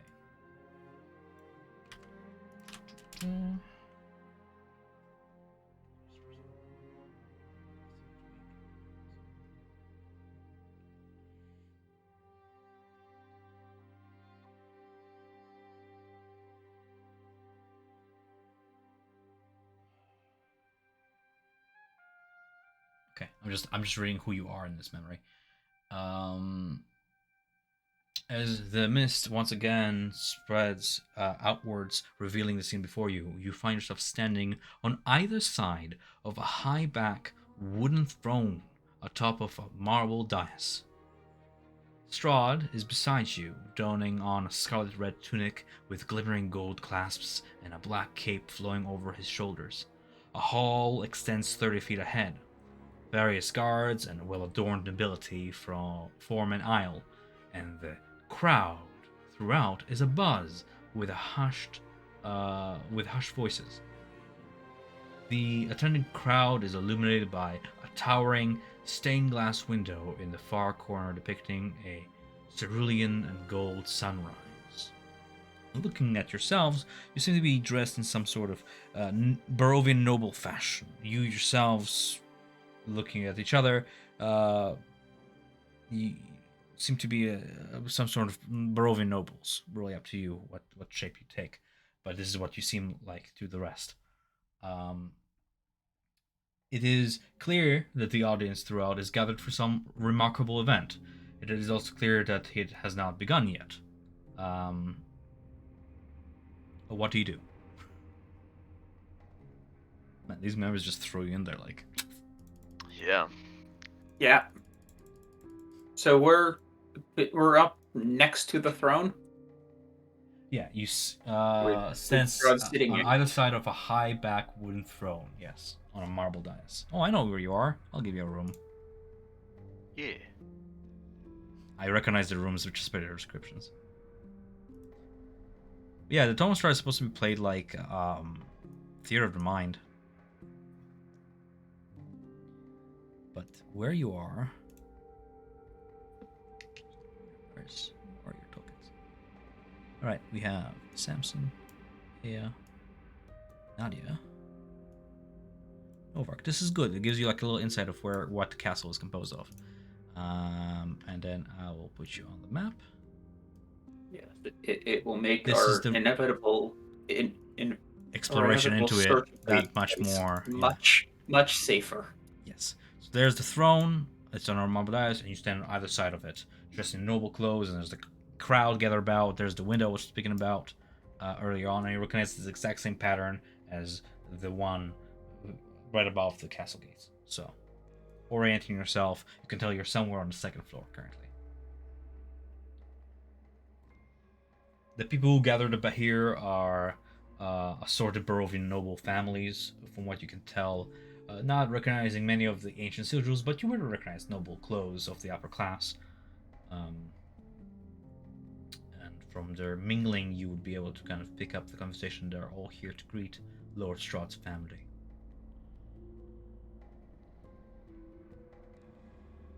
And to like give allegiance, like, is this? Can we tell if it's like after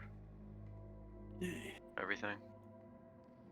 It is sometime after you. I mean, these memories are vague for Okay. purpose. Okay. It's hard to tell. I assume this is once he's taken control and his advisors saw him descending into his current state and figured his having family around would be beneficial to his mental state and asked him to bring his family in. And I assume this is the family arriving. Should be good to see his family. As you walk around, look around, you get the vibe that this welcoming party is but the prequel to what is to be a Warriors Welcome, an exhibition tournament. But before we proceed onwards, I'm just giving you guys a chance to kind of explore around, ask me questions. Should you have any about the room you're in or whatnot?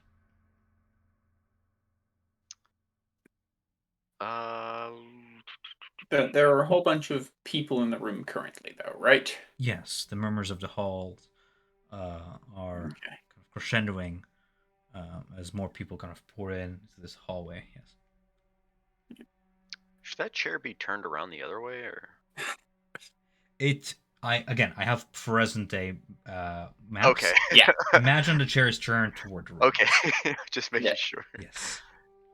I unfortunately don't have a way to on the go turn you're things around if they're on the map layer.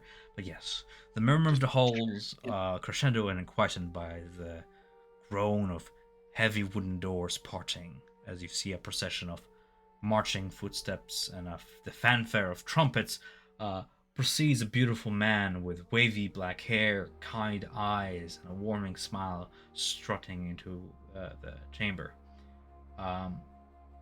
This young man approaches boldly, draped in the familiar robes of the Morning Lord. You can see a gilded, radiant sword rests at his hip. The hilt of the weapon is so finely crafted that you would not be faulted for believing it was made of pure light. He drops to one knee before the throne.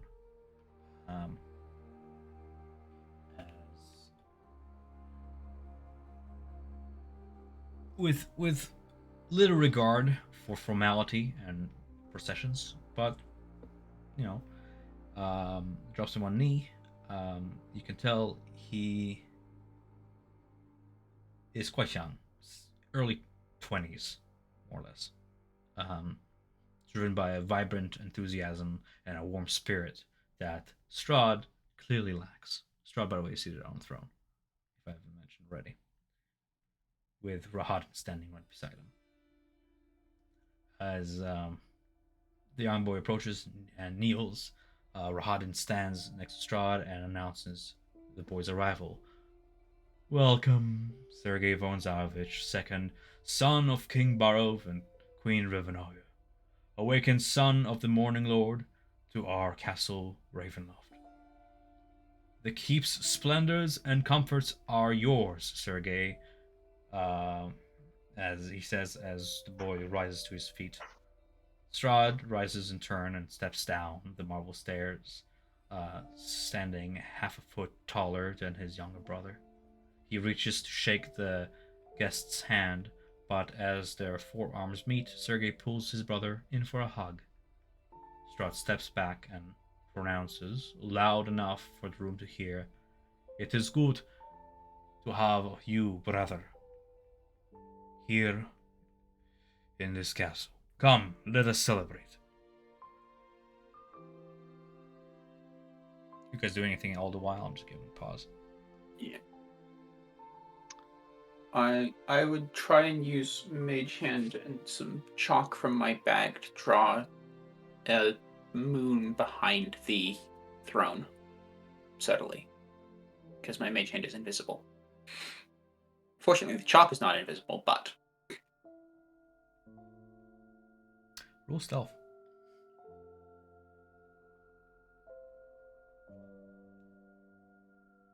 so that should come in at disadvantage.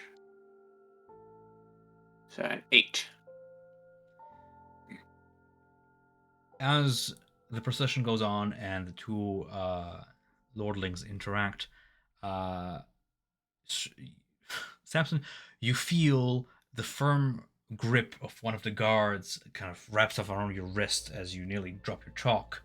and without a word, the rest of you watch as Samson's character, this noble, is grappled and is being pulled to the back of the room, past these doors.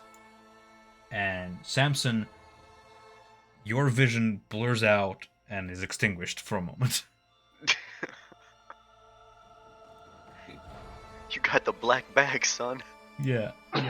Not like the guards not wanting to draw attention away from proceedings are like, you're vandalizing the Lord's throne. Like, we're gonna interrogate you on the side here. For a moment, your vision blurs out. But the mark, the rain, was it in chalk? Yes. Okay, it was in chalk. Unfortunate. Okay. Yeah, because effectively what I would be doing is, since my mage hand is invisible and I don't have to do anything to actually use it, I would try and Is it basically not verbal float or the chalk. somatic? No, because it's coming from telekinetic. Oh, it's Telekinetic telekinetic. takes all of those I'm away. going with like normal. Oh, but it would have been funny. I'm going with like normal mage hand being like verbal somatic. Okay. Yeah, no. When You want to rule it so nobody detects chalk markings? Sure. Telekinetic. That's what it is. Basically, there's a little piece of chalk that's floating down, that's kind of floating down my leg and then across just above the ground. Sure, no need for a stealth check then. You leave your mark as the room erupts into applause at the two other figures behind, at the center of the room. And you can the rest of you can sort of tell that Strahd is made visibly uncomfortable by the hug that just transpired. As the room erupts into applause and the stained glass windows shine like the rising sun, you can see the powerful rays of light outtake the scene. The festivities then shift. Go ahead and mark on there. That was Sergei's face that Irina saw in the water, right? When we first came across. Okay. I wonder if I can find a quick filling in reference to that his text, face. It is a younger, handsomer version of Strahd. I'll find one later. As that scene kind of transitions, you feel a gentle breeze brush your cheeks. The earthy smell of fresh grass brings spring and summer warmth. The sun embraces you, but the serenity is broken by a raucous cheering. 3 sets of tiered benches have been constructed around a ring of dirt, like an arena of sorts, and 2 guests currently stand at the center in studded armor with weapons drawn. 40 feet ahead of you are 2 wrought iron gates that lead to an overlooking kind of balcony. Even from this distance, you can see the snow caps of far-off mountains ranges to the east.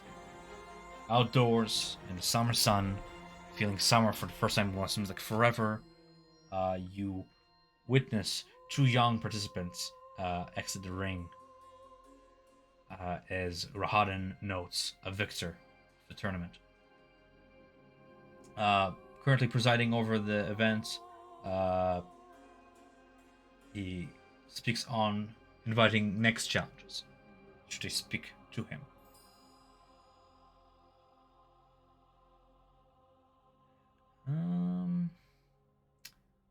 As far as map-wise, you are over yonder now. Can we see who Rahadin is fighting? Sorry, or was fighting? So Rahadin is overseeing the tournament. Meanwhile, guests, different Barovian nobles, bringing their champions in chivalrous armor to kind of battle it out in a sort of a tournament. Rahadin himself is not in it, and you suspect that if he was, this would be a pretty short tournament. Yeah, that's why. Yeah, I heard only. Yes. It's fine. So, neither of the 2 nobles or the 2 people that were just fighting was Sergei, right? No. Okay. While he is present, neither one was Sergei. And while Rahadin announces that a new round of fights will begin, typically how this goes, challengers may select their opponent, and Strahd's guests are seem to be far too proud to turn down a challenge.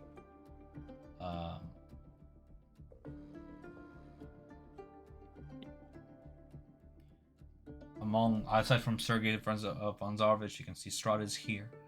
Rahadin, Sir Gwyn, Gabriel, Andrew, that fellow Leo Delisnia that you saw before, and several other Bovian nobles. The matches themselves don't seem to be deadly in a sort of way, more serving as a form of entertaining. But those intendants are all capable warriors by their own rights, from what it seems. And it seems like it's all martial. Yeah, you don't note any of them.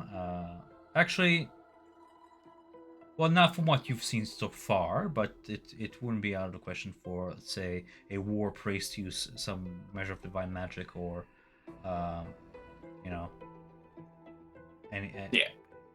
yeah. But you don't, looking around, you don't see any of the more magely type. Most of them seem to be armored martial.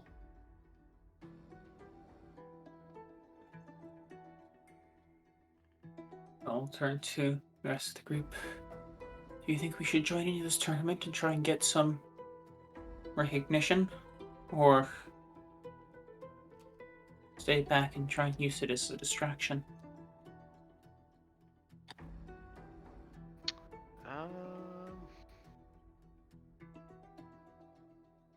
I can join the tournament. I was gonna say we could split it. Yeah. By the way, in this dream, are we the nobles or? In this one, Who you are are- Barovian nobles. Looking at each other, you can recognize each other's features, but your clothes are that of Barovian nobility, just for the sake of blending in. You are material, you're not ethereal this time. Okay, we're not the same as in Argon Bankov, right? Just random Barovian nobles, yes. Okay. In fact, looking around, you can't see any of those members with the insignia of the book, the sword, and the wreath of fire that you saw before. You can't detect any of those members here. Most of the attendees here are Barovian nobles. Overlook, benches on either side. Oh my god, I can't draw.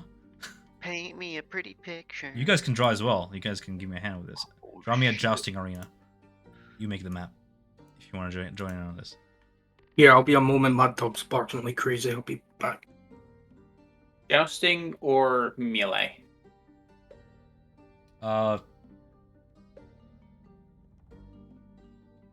Because Sure. jousting has has the line down the center that separates the horses, whereas a It's- melee would be like a square box fence. sure, area. that. Whatever it is we want to do. I don't really have specifics for this one. This is the fun part where the party gets to chime in.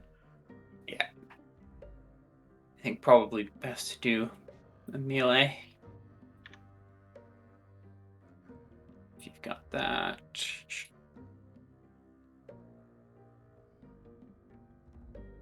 Yes, you probably have.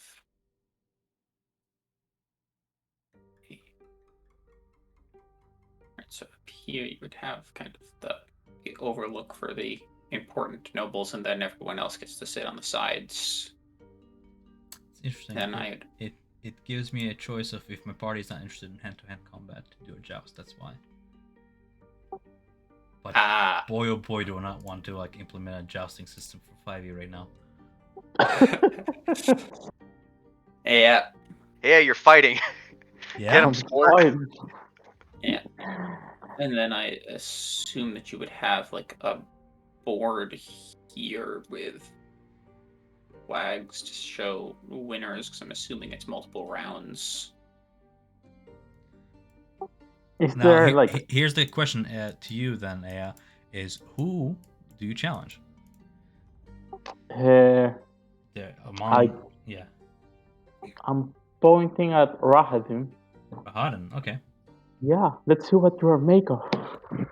You The, haven't cra- fought. the crowd becomes excited and eccentric at the challenge as Rodden smiles ear to ear and accepts the challenge. Kind of saying like, finally, I thought I was gonna be bored all day today. Sure thing.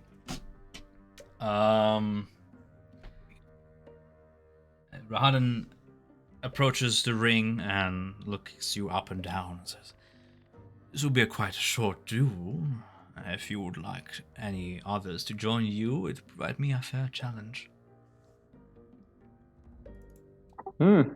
Does anyone else wanna join?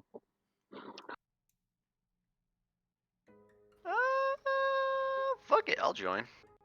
Yeah. Yeah, I guess we're all doing it. Fuck For all of espionage. you, ooh, now this will be a fun time. Alrighty then. He gets out his twin swords, kind of twirling about, pacing like some wild animals as the crowd continues to cheer. What music should I put on for like a little jousty tournament? Ooh.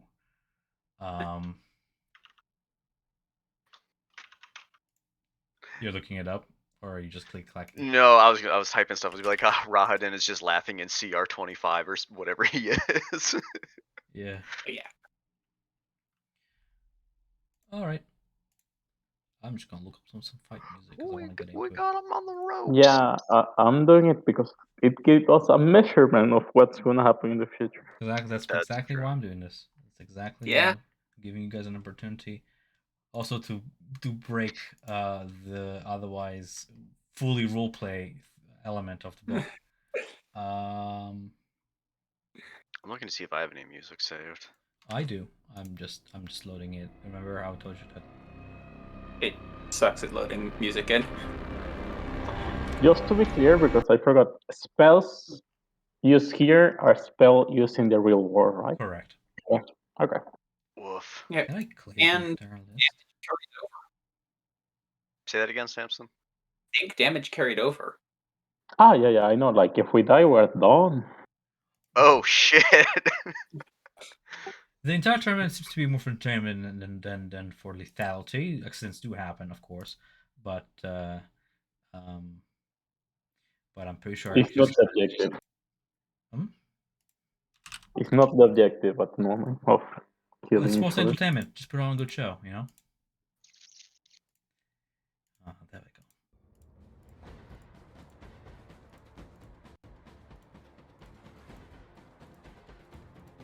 All right. With that being said, I'll have you guys roll me initiative.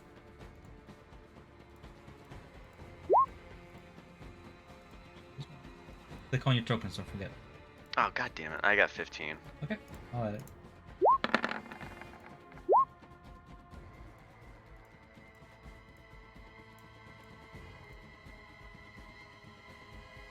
I'll just hit it again, so it'll Thanks. do it. There 15? we go. I got it. Yep.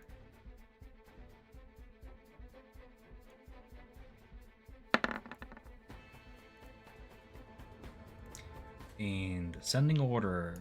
Alright, as the crowd cheers onwards to the challenge, and both Strahd and Sergei laugh at the show that's about to transpire, Samson, you are first. Rahadin takes a defensive pose, kind of crossing his two blades in front of him as he smirks, readying himself for whatever it is to come. I will kind of walk up to the center and go with 1 second, because I'm trying to remember what this fully is. Barovia. Night Mother's Blessing, and I will drop Twilight Sanctuary. Fucking smug looking ass fucking elf. Yeah. Do we level up if we win? Oh, I think I'll you're making some consider it. dangerous assumptions. I think our best bet is that we don't die. Just blast him. Okay. Use inspiration. Inspiration. So I'll drop the Sanctuary. And then I'm gonna bonus action telekinetic shove him. That's what save? Strength. Strength save? Got it. 12. That is a failure, I push him 5 feet back. We win. He's out the ring. maintaining, we fucking win! maintaining a stance, a sturdy stance, he balances himself as he anchors on the back foot. But there's a slight look of surprise as he shakes off the push. Gives you a little swirl with his blades, taunting you to approach closer. And that's my turn. Okay, yeah. Okay, I'm gonna run in front of Thompson. I'm gonna dodge. I'm preparing myself to wherever comes. You're preparing action? Dodge action. Okay. Not yet. I will cast a Ray of Frost at Rahadan. Okay. The mist of the book seems to coalesce into this frosty ball in your hand before launching itself toward them. And as it does so, mere inches from face, with a quick motion, he swirls his blades about and just deflects it on the ground. There's shards of ice just kind of drop at his feet, and with a metallic he just ready himself for a second blow should come from your direction. Just pairs it out of the air. I will use. Oh no, you know what? I can't do that. Never mind. Bonus action. I only got tempestuous magic. That's really it. No, that's a. Looking up That's at the stands, those of you kind of would pay attention to the background, you can tell that Strahd now leans in, most curious at the use of magic in the ring from a Barovian peasant. You can see I've captivated his attention.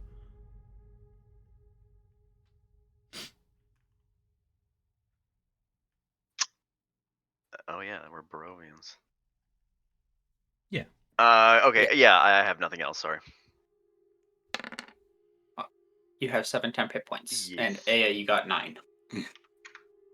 All right. As he begins to kind of sidewind to the left, you see him reach into his side satchel and throw something on the ground, and with a loud bang, a puff of smoke and sand spreads out as some sort of a smoke frag grenade just goes off, spreading out a heavily obscuring fog in an area around him. And as he does so, you see 2 projectiles kind of sail out of this cloud toward one toward Aya and one toward Novark. So Aya, the dart sails towards you, does a 15 hit. Miss. Okay, it clings off your armor as one sails toward Novark, does a 27 hit. Oh, hell yes. It hits you on like the low leg. You can feel the pierce and the sting of it, and a slight kind of sizzling sensation kind of spread out from where the darts stung you as you take a total of 10 damage. Rahadan, I have to draw. I don't have to draw. I have to place down a token for fog.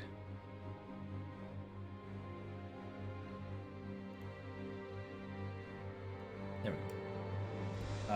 Novark, it is your turn. Is Rahadan somewhere amid this fog cloud? Yeah, so can't see him. Heavily obscured, yes.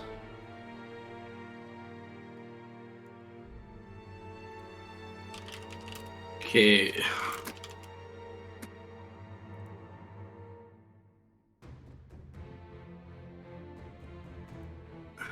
Heavily obscured yeah, area just- doesn't blind you, but you are effectively blinded when you try to see something obscured by it. A creature. So blinded is a condition, right? So. Yeah, disadvantage, wouldn't it be? Exactly. Okay, yeah, actually for now, just gonna do a couple of crossbow hits, aims. Actually, would Connell be here? in this Yeah, thing? sure. Why not? I just forgot to put him down as a token, but he would be here because he's part of your class, and it's only fair. Yeah. Connell, here you go. Place him wherever you need him, wherever you would be. Okay. What's that? Ah, there it is. Okay. There we go. Just pull. Okay, so I take 2 shots. Obviously, it'd be at disadvantage. Mhm. So first one, it would be a 17. You see the bolt enter the cloud, and then you hear a metallic ding resonate as it flies behind the cloud out of it, kind of twirling through the air as it hits something. The metal got parried away. Okay, and then we'll just go for the second, which would be a 19. A 19, the cylinder revolves, shoots the arrow, and you hear it hit in a slight growl of anger as it hit Rohan. For how much It damage? would only be it'd be for 4 piercing. Okay. It wants to fight. Is Yeah, it possible? Oh, go ahead. Yeah, and then Connor would just basically swoop in and go for a bite. And it would be flyby, so he would move to the other side of him away. Did I add the poison to it yet? I You don't see the attack in there? yeah, I added the attack. Can you make sure I did it awesome. properly? Yeah, it is. I just saw it. Perfect. Okay, so it would end up Flying here. by, yeah. Yeah. So I'd put him about here. When he wouldn't go that far, he'd just stop there. Okay. Oh, come on. What's not on me? Okay. Stupid thing. Move. There we go. 9. Miss. That's fine. Through the obscurement, he manages to dodge away under the blades as Rohan swoopers around, curses, and refocuses back on the target, kind of crossing his blade again in that blocking position. Okay, and that would be the end of mine. Ignore the second one. Novark, you get 9 temp.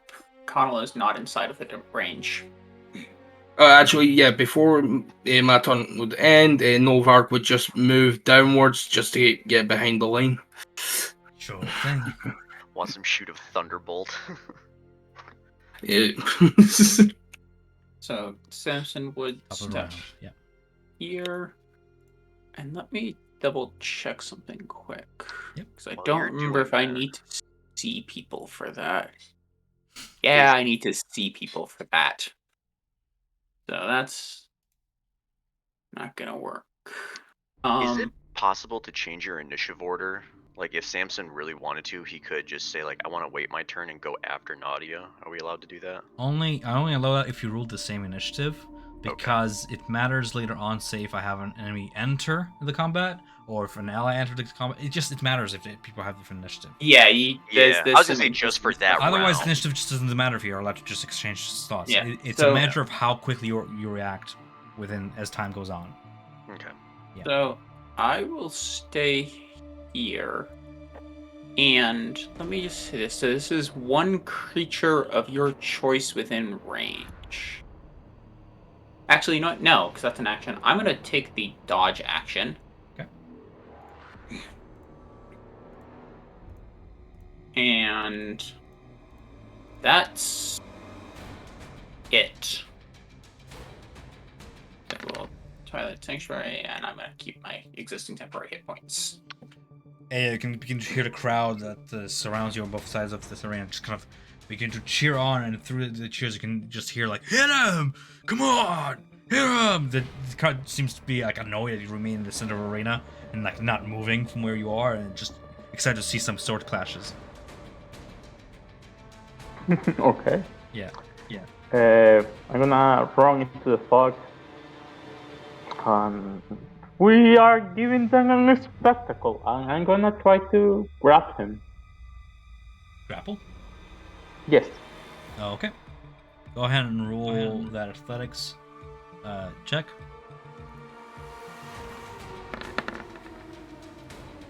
Damn.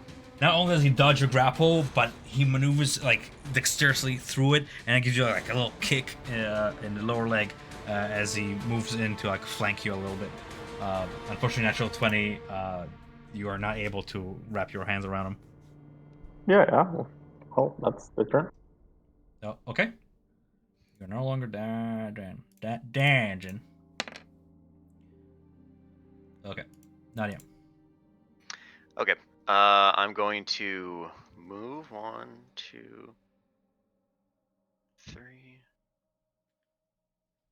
Okay, I'm gonna move there. I'm going to use Gust, and I'm actually going to use that. I'm going to quicken that. So I need to use a sorcery point, and I want to get rid of his fog with Gust. Show me the spell real quick. Yep. Because Oh, there can that's be not it. two things that can happen. What's this? Oh, I guess. Okay, sorry. Thank you. You seize the air and compel it to create one of the following effects at the point that you can see within 30 feet. Create a small blast of air capable of moving one object. The object is pushed 10 feet.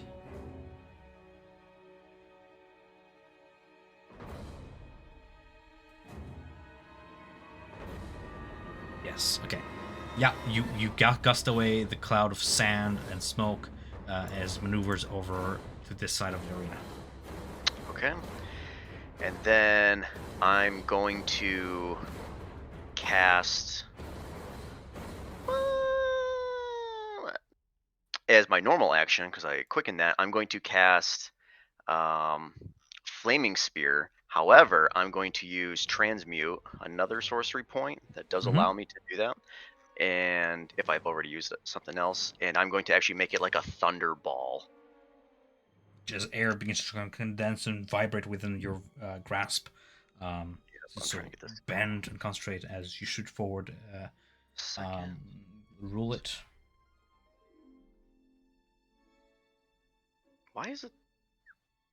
Ah, sure. I'm confused. Ah, there. Thank you. I'm going to place a little token wherever you ping for me, if you don't mind. Right behind him. Right behind him, and I'm going to change his color to like more windy color. Oh, whatever. Yeah, like a. It's fine. Yeah. And then it affects just like how a number sphere. pad is. Yeah. So it's like this booming sphere. Like if looking at a numpad, it's like all the numbers around the 5. That's the area of damage. And then I'm going to use the last bit of my movement and move back, and then yell out, strike him. Okay. So it ends his turn there. Okay. 10, thank you. All right then. Bahadur maneuvers his way. Again, as I described before, kind of kicking you in the shin as he passes by you, swinging his like scimitar sword toward your lower ankle, trying to get you off your feet. 18 to hit. Miss. Another swing with a twin sword. You got it. 20, 12? Miss again. 21 has to be 21. Yeah, okay. And as he then finishes off a third swing, he is going to. I'm just checking the. Yes, it is a section. So, ting ting ting against your armor as he quickly then vanishes in puff of mist and then reappears several feet away. I'm just measuring distance here. Ooh, this is a big arena. Yeah. Puff. Puff. Alright. End of turn. Novark.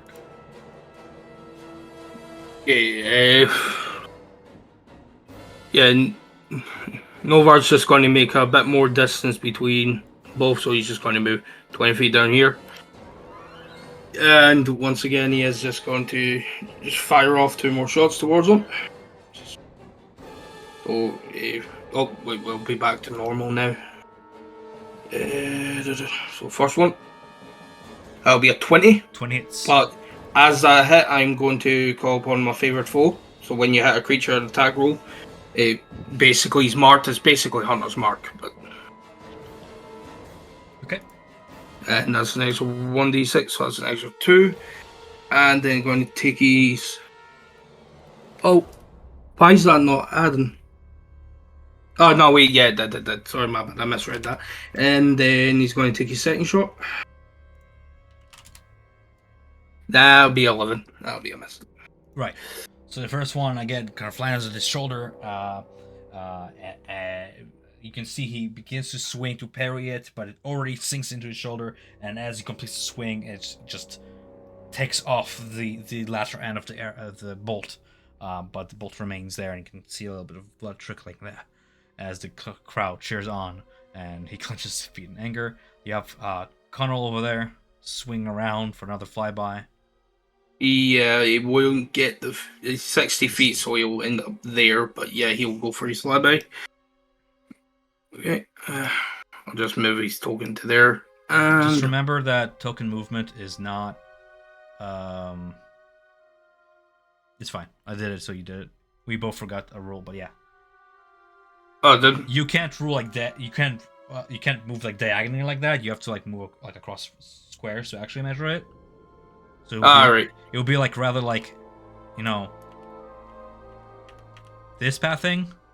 Yeah. Rather than like, is this the same? It's 25 is the same. Okay, so I guess that doesn't make a difference. Okay. I think like this is what you're trying to say, right? No, Like, because this you is can 40. move diagonally like this, right? You can move diagonally like And this, but then it would be like the same. So I guess it doesn't make a difference. Never mind. All right, cool. Connell flies by. All right. 20. 20 to hit. Hits. 1 piercing plus 11 poison. That's 12 damage. I don't rule against poison, do I? Okay. Nah, I don't think so, does it? I don't think so. And that's up to you. And No, I mean, Novark, it's up to you. you get 8 temporary hit points. Connell is again out of range. With that being said, it's Samson's turn then. Okay. So Samson would go ahead and move up to Rahadin. And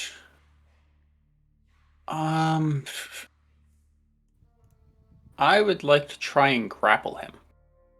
Go for it. So athletics. Yes.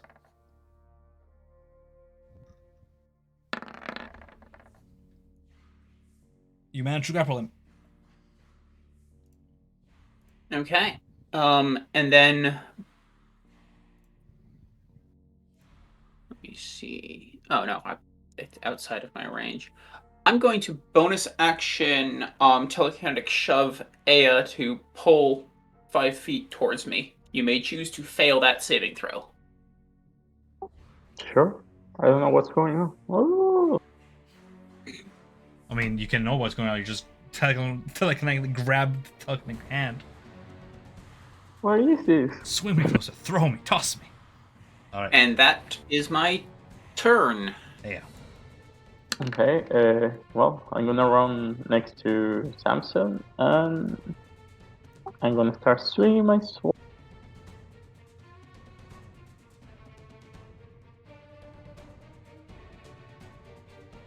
$23 hits.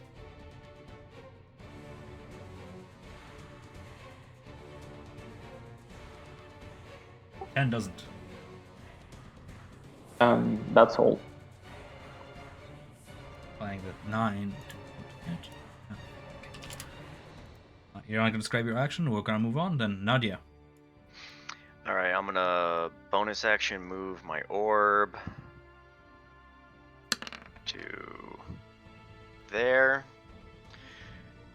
And then I'm going to... I want to go big. Boys, do I want to go big? Fuck it. Fuck it! Alright, let's do a level 3 chromatic orb right at his face. 20.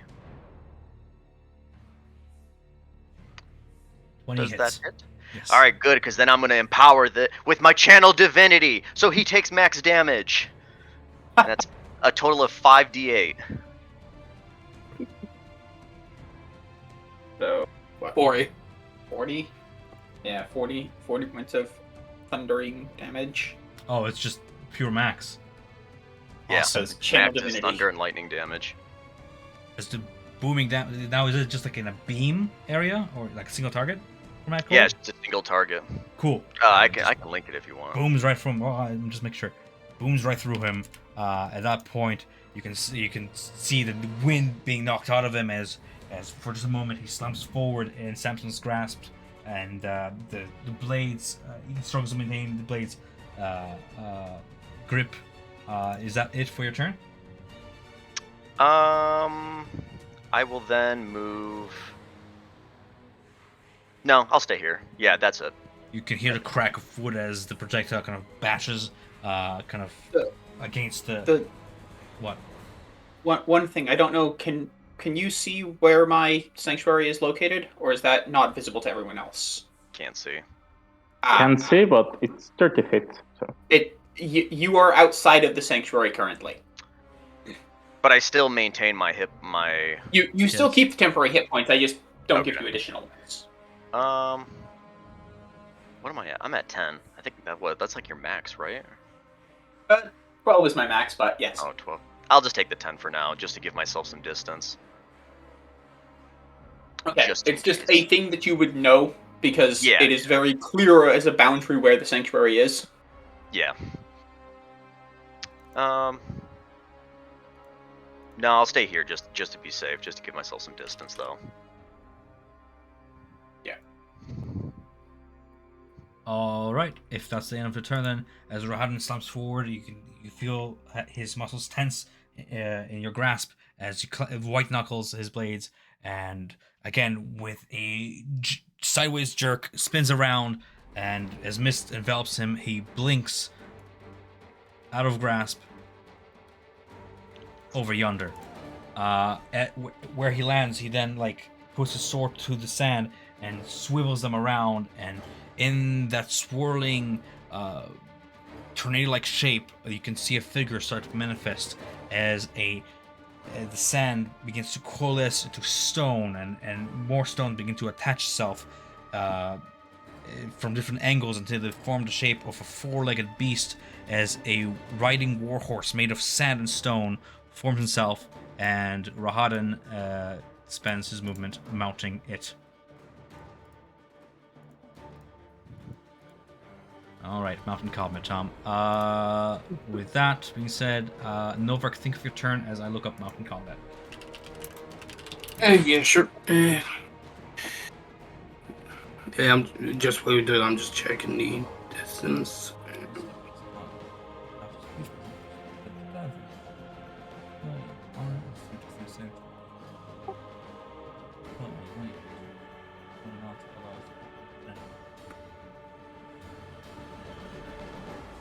Okay, yeah, so for Nova, just again, he's just focusing with his crossbow bolts. And he'll be taking another 2 shots at him while he's getting on his horse. So, first one. Yeah, it's only a 12, that'll be a miss. Second. Miss because it begins moving, yes. That 20? hits him on the go, yes. And then also favorable, so that would be 11 altogether. And then Connor will do his flyby. He just basically needs to move within 5 feet, fly past him within 5 feet. Mm-hmm. So he'd end up here. Okay, and bite. 50. Miss. Miss. Okay, and that'll be the end of my turn, so 11 damage altogether. And Ooh, Novark, I'll okay. give you the same information. You are currently outside of the sanctuary. Okay, I think I'll stay where I am, because he's not not going anywhere close. Okay. So here's the thing. Mounts act on the turn you mount them. Right? That's what a controlled mount can move and act even on the turn you mount it. Yeah, like when he mounts, they share the same turn. If they're separate, they have different turns. Cool. Yeah. So if you want to move him now, do that. That's what I'm doing. Tom's plan is for me. Yeah, like I see his evil smile. We've had the rage mechanics in this fight. All right, cool. I moved him on horseback. He just loops around at incredible speed as the mount takes him around the arena, and you can see that Rahadin has now elevated himself to kind of hold one hand to the reins and another one in the other hand. He has 2 darts prepared to throw as he lifts them over his head. Novark, that one shot hit. It's Samson's turn. Okay. So, seeing him go that way, I will go here, here, here. For my movement, I would like to bonus action telekinetic shove him, Into the ground. particularly targeting Rahadin, not his horse. And I'm trying to pull him 5 feet towards me. I don't quite know what's supposed to happen here. Dexterity saving throw. Strength saving throw Dexterity. to resist the telekinetic. If an effect moves your mount against its will while you're riding it, or if you are pushed off, he's on a DC 10 dexterity saving throw or fall off the mount. So he succeeds that, and then you're moved. So strength So I moved him 5 feet towards me. with the mount. Okay. Fair enough. Okay. Yep. I can't run. Well, that's not what I was expecting. I'm not expecting to pull the horse. I was expecting to pull the rider off the horse. He maintains grip on it, and then like you target it. Like he maintains himself on a horse, so you pull the horse with him. I guess I don't know. It's a weird rolling. Yeah. It's better than seeing up having him, moved. Yeah. seeing him right there, I'm going to I'm going to use my symbol on the back of my hand, and I'm going to drive thoughts through his head. DC 15 Wisdom saving throw. Horse's I head cast or his Dissonant head? Whispers on Rahadin. Wisdom. 20. Yeah. 20. Wow. Yeah, I'm trying to remember. Does this do creature whisper on a failed save? It takes that. Failed save on a successful save, the target takes half as much damage. So he takes 6 psychic damage as whispers and sounds rush through his head. Fair enough. And that is my turn. Yeah. Okay, I'm gonna run through Rahadin, and while I'm running, I'm gonna crack some Eldritch Blast.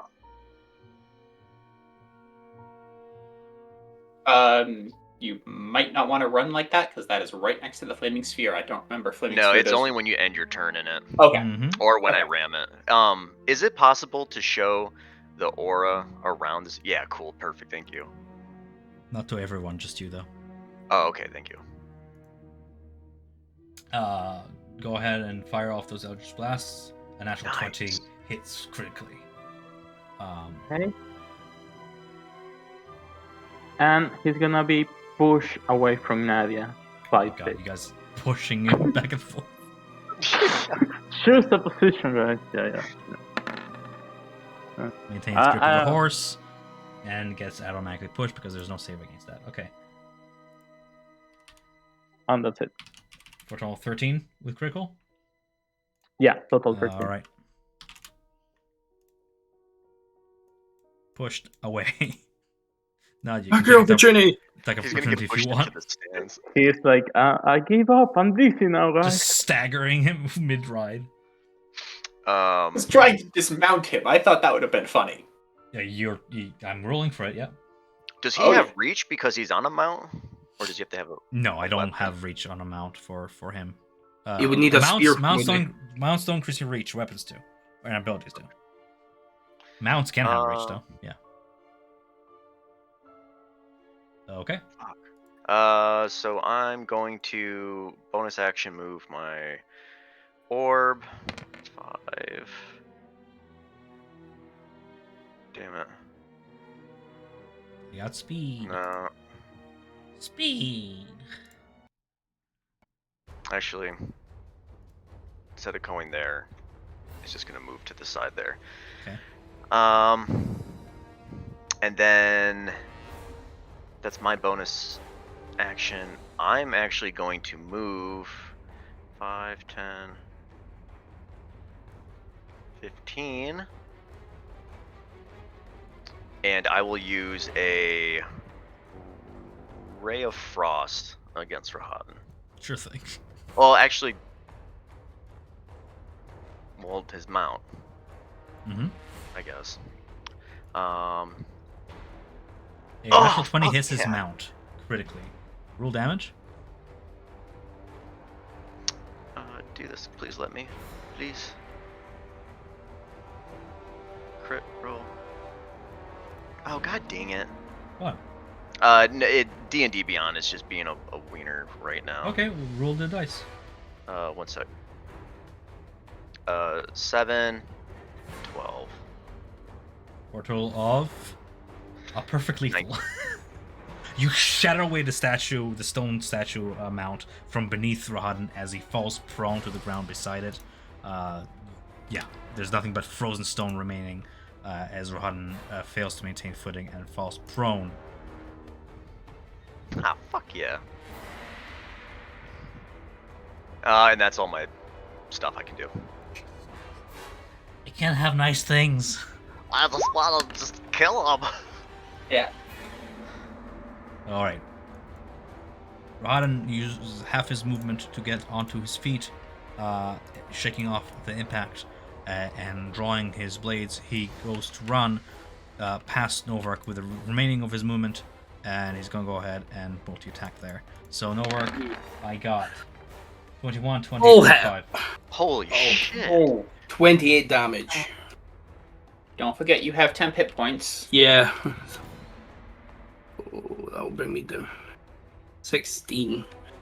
And then bonus action, he forms again into a misty form as he then manifests like on top of the wooden stands over yonder. In like a crouch position with both blades to his side, he reappears there. I am getting so fucking sick of him misty stepping everywhere. Oh, Misty Step is so much fun. Yeah. Yeah. He's No. gotta be burning through slots though. I don't know. I don't know either. There are ways to get Misty Step without that. Yeah, after taking those at Novar's going to retreat up beside Air. Actually, just while I'm at it, I'm just going to bring... Also, let's remember DM's mistakes and carry them forward, especially since you guys are going to have the same thing. While it is cool to homebrew spells, Phantom Steed is a 1-minute cast. You need to spend 1 minute casting before you can summon Steed. You can't just instantly summon Steed. My mistake, but it was a cool fight. Okay, cool. Yeah, Come on, though. That was way more fun as a just. It cat was. like It's just Steed. moving Blasted forward, we'll have to know that. Yeah. Hit Imagine number getting one. 100 Yeah. like speed on top of your speed with just like a single action. I was like, wow, that's OP. And then I looked at the spell like, I was like, ah, fuck. That's fine. Rahaden is a badass dude. Novark, sorry. Yeah, and then we're going to hit 2 more crossbow attacks towards him. First one. 15. Oh, nope. Chicks it away, parries it. Yep. And the next one. 13, no. No, I can't parry. And that will be the end of my turn because Connell can't get any further. That's fine. Samson. So Novark and Connell both get temporary hit points this time. You each get 9. So seeing him go that way, I will step further forwards. Literally, like, you have, like, Barovian nobles, like, running away from where Rahaden landed. Like, trying to, like, dodge it away as balls are being fired into the stands. So, I will say, anytime there is a person who is in the stands, who is in the sanctuary, and their turn ends, I am giving them temporary hit points. Gotta spread the good word and good You look powers. up to the stands, while Strahd is absolutely immersed in all this, like, wide brim smile on his face at the amount of magic being flinged around, and just fascinated by all of this, witnessing battle on a whole new scale that they've never seen before. His brother is absolutely terrified, mortified by what he's seeing. I look at Show, try and pull Rahadin off the stance. Okay, cool. Strength? Yep, strength saving throw. 15. Beats. Yep. Oh well. And then I'm just gonna Sacred Flame him. Okay. DC 15 Dexterity save. I got 11. So 6 points of radiant damage. Oh. Yeah, to follow up. Easy. I run in front of Samson and I ready my shield. I'm dodging action. Okay. All right. Fair enough. Nadia, This is where he misses steps again. when your support kites in League. Yeah. Oh man. AI is learning like, oh wow, if you ever face Rohan again, I'm useless as Millie. Oh shit. This is okay. What are all my? Goddamn. Oh. I'll let me measure this real quick. Oh, come on. No. Alright, I'm actually going to bonus action move this. God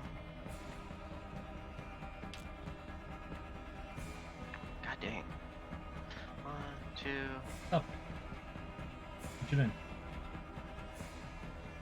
I'm gonna bonus action move that there. I'm going to reposition myself here. And screw it, I'll use another Ray of Frost against him. 14. 14. Just flings it away. And as he does so, you see him begin to kind of Naruto run with his swords behind him across the stands over this way. And as he does so, you see him pass by one of like the torch sconces and work his blade through it. And through a mix of magic and skill, he ignites like one blade, and then clashing it against another blade, he ignites the other one. And now he has like a trail of fire kind of trailing behind him. And as he does so, he's going to go ahead and throw his blades up in the air, throw 2 darts, and then catch them as he's running. So with that being said, we have 1 poison dart toward Connell, flying toward him, and 1 poison dart toward Nadia. 18 against Connell, 16 against Nadia. Do I get any cover from Connell's pet being? No, or, because he's up in the air, I imagine. Oh, right? that's right. Yeah. So we're up to Novak to say that. Yeah, he would have been in the air. Yeah. 16, 8. I'm actually going to use reaction and use shield. Okay. The dart like sticks to the magical force, and then with a crackle of lightning, just rebounds off. Connell received 18 to hit. That hit? Yeah, it did. For 18 per total damage. As Rohan continues to move over to the westward side, we have Novark's turn. And Novark, remember, Connell had 9 temp hit points. Didn't he get 12 for the first one? The most recent one, I think, actually, Old. I think he only just recently was ever actually in the sanctuary. Oh, right, okay, then I'll take an extra 3 damage. Okay. There we go. Okay. Okay, right, and yeah, at first, straight off again, just taking shots with the Wolfsbane, he's just going to make himself a bit more distance between them. Although that might be worse if he fucking misses steps. But yeah. And first shot, 24. 4 hits. And with favor 4, so that's 7 damage. Okay. Second shot, that's 10. That one miss. Does not pierce his studded armor. Yeah, and Connell is just going to they'll fly by right over him and bout 11. Okay. Fair distraction nonetheless. Samson. Okay, well, it went so well last time. I really want to knock him off of the stance. So bonus action telekinetic shove to try and pull him off the stance. 6. He So falls 10 he feet, moves. suffering 2d6, I think. It's 1d6 per 10 feet. It's 1d6 per 10 feet, 1d6 I per think. 10 feet. So he uses 5 bludgeoning damage as he falls and then tries to recover his footing as he's getting up from the fall. Damage applied. Okay.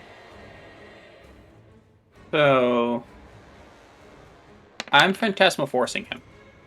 So intelligence saving throw. I've never had to roll intelligence saving throw. 14. So he sees an image of Strahd run him through with a sword in front of him, and he's seeing Strahd fighting him in melee. A look of absolute shock upon his face. Genuine fear. The mask of And- smugness broken. And he takes 5 psychic damage for that. You see his blades drop to the ground as he leans back, clutching an invisible blade in his chest, stepping back, leaning against the wooden the seats behind him.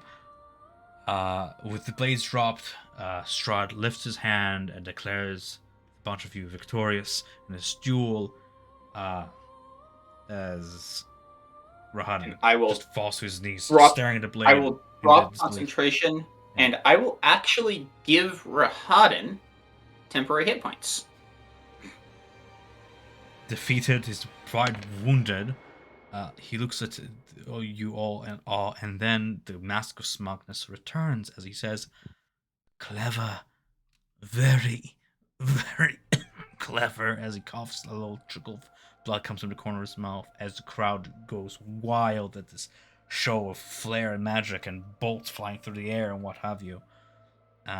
He picks up his blades and shakingly picks himself up as the scene begins to again envelop in mist as Rahadin's figure steps before you. He asks you a question. The words begin to kind of echo off as the whole memory begins to kind of crumble away.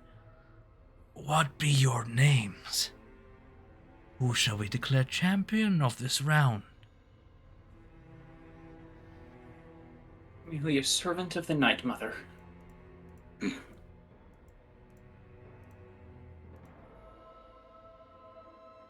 Does anybody share anything more?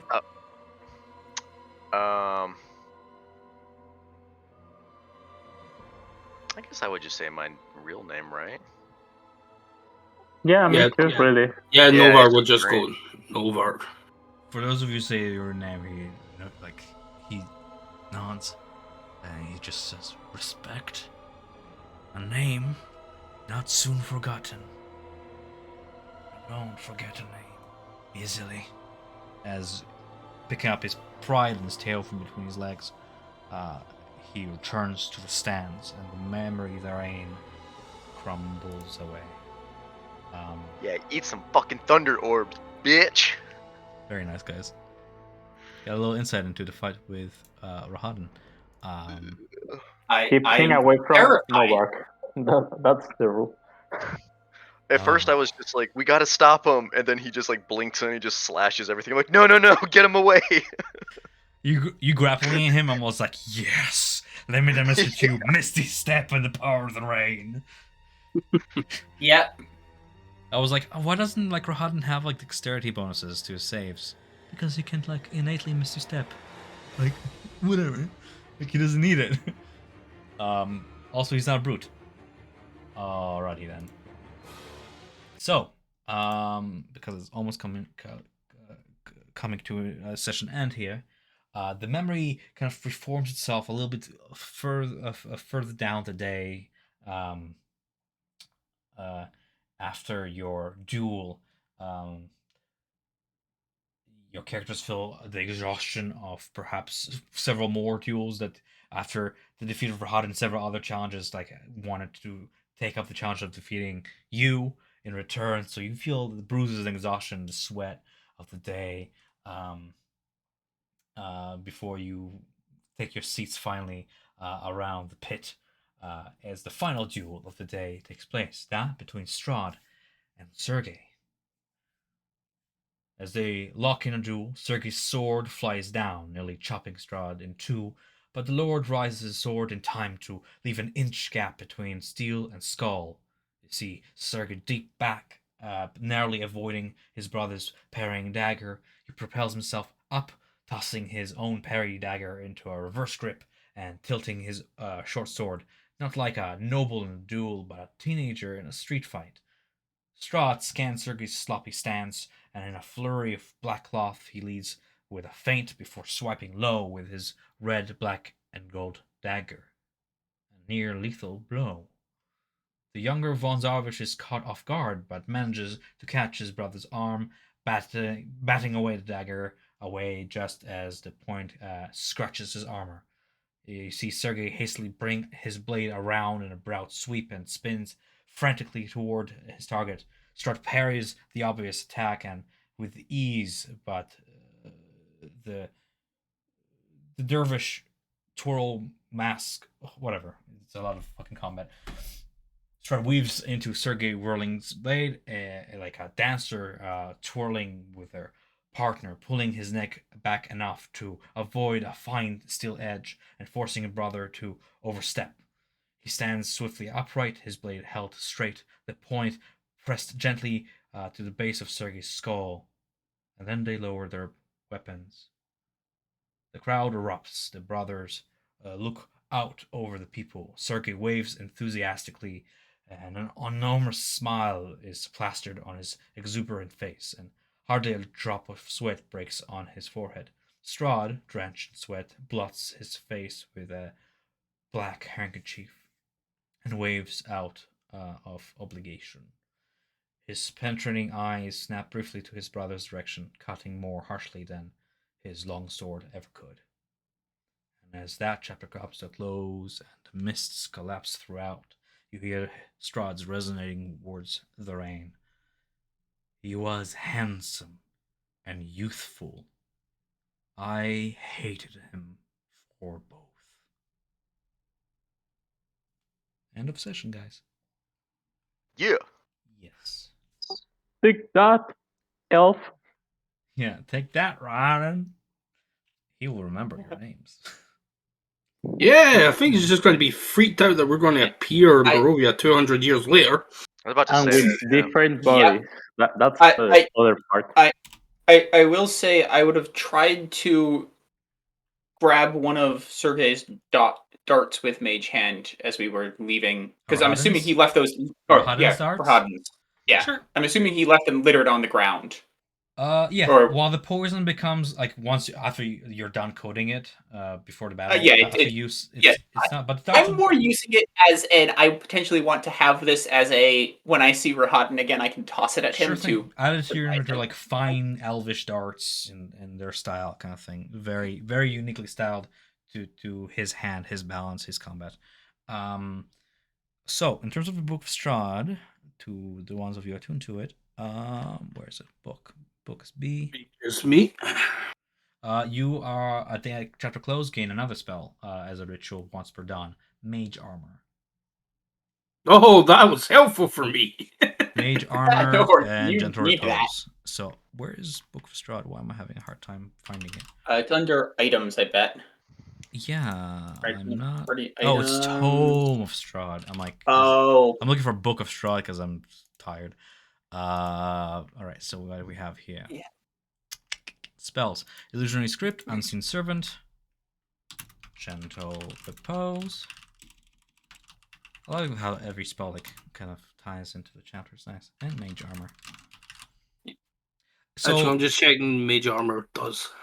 I think it's like plus it's plus no, two for 8 hours. no. It is not. It is very specifically your AC becomes based off You your can calculate your AC as wisdom? 13 plus Dex, I think. plus dex. Okay. It does not stack with armor. Yeah, Which is I got it mixed really up with annoying. something else. Yeah, It makes it would actually give me 1 extra AC. But can you cast it on somebody else, or is it just self? Yeah, I can It's no, I can touch. cast it on others. Mage armor is touch. It's touch. You can cast on somebody else. Yeah, Yeah. And the cool thing about these spells is that we can flavor them like every time you touch one of your party mates, it will be the exact same armor they wore during that duel. It's a memory like taking form kind of thing. Yeah. Yeah. So there's that. This was fun, especially if we're missing a player to do. I enjoy this. Yeah. So we'll pick up from chapter 4 next time if we ever dive back into the book. Really have to figure out how we are kind of like relay this to Jeb. It was in the stands, looking at us. No, I mean he wasn't there. First of all, he wasn't in the memory because I'm not gonna do that to him. Like, oh, you were there, Yeah. but you weren't. I meant like how we're gonna Okay. relay this information to him later. But yeah, it's cool how you can pull non-magical items from a memory back, and you yeah. leave Speaking your of which, mark behind. Novak would offer these all 40 gold each for what he took. Mm-hmm. Yeah, and then like the last part, I just don't want to read. It was like half a page of like their duel, and it's a lot of like combat descriptives. I'm like, yeah, it's the two brothers So clearly can I tense. TLTR the duel in that Sergey is clearly the inferior duelist? He is dressed like a priest. He is dressed like a religious figure, and he does have some measure of a noble's man training in combat. But Strahd is clearly the warrior here. He's clearly the battle worn. Yeah. Yeah, it wasn't close. It was clear that Strahd was kind of toying with him for the entirety It of was that a fight. duel, but Strahd actually tried really hard to succeed, and by one measure or another, yeah, you can tell that Strahd is more experienced in combat, and yeah, but Also, Sergey it is has the very charisma nice. to captivate Yeah, his it people. is Yeah, also very nice to know that Rahadan is absolutely terrified of Strahd attacking him. it's like the look of like your own brother betraying you. It's like there's a very Yeah. close tie between him and Strahd, and seeing him actually distracting him enough to like be in disbelief. Yeah. But here's Yeah. the more terrifying thing, Samson and everybody is that because he believed it, he truly believed that that's reality. He truly believes that was an option. He truly believes that no matter how close he is to Strahd, a terrifying side of all is he believed that Strahd is capable of The this. question is, would that work again? Ooh. Yeah, So- I was thinking that, like, oh, someone did this to me in the past.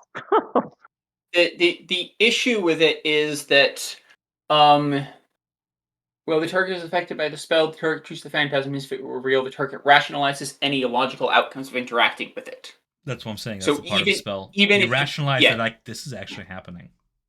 Yeah, even if he knows this could never happen, it's like, but it is. Why? Yeah. Terrifying. Phantasmal Force is so fun. Yeah. And then you guys return back to like Valaki present day, and it's only been like 2 hours. I think next time you just need to piss him off by holding up the head of Strahd. Yeah, but then it doesn't do the damage Yeah. because it has to have some reason for the damage to happen. Emotional damage. Right? Yeah. Emotional damage. Like emotional. shock value.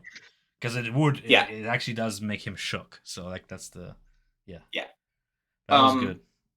Also, Novak, you said, what, 40 gold? Yeah. It was 162, but I'm not. It was 162 with 37 silvers. Yeah. I've not got the hanging to like split it correctly with the 2 golds. Actually, I think I can actually. 1 second. Yeah, I can. Now, I'm going to ask you guys this, a little post-session thing. I know we didn't get to in-session, but would you wanted more information about each character you met, or did you, like, on purpose not talk to anybody? Like who's Gabriel Angel and all that.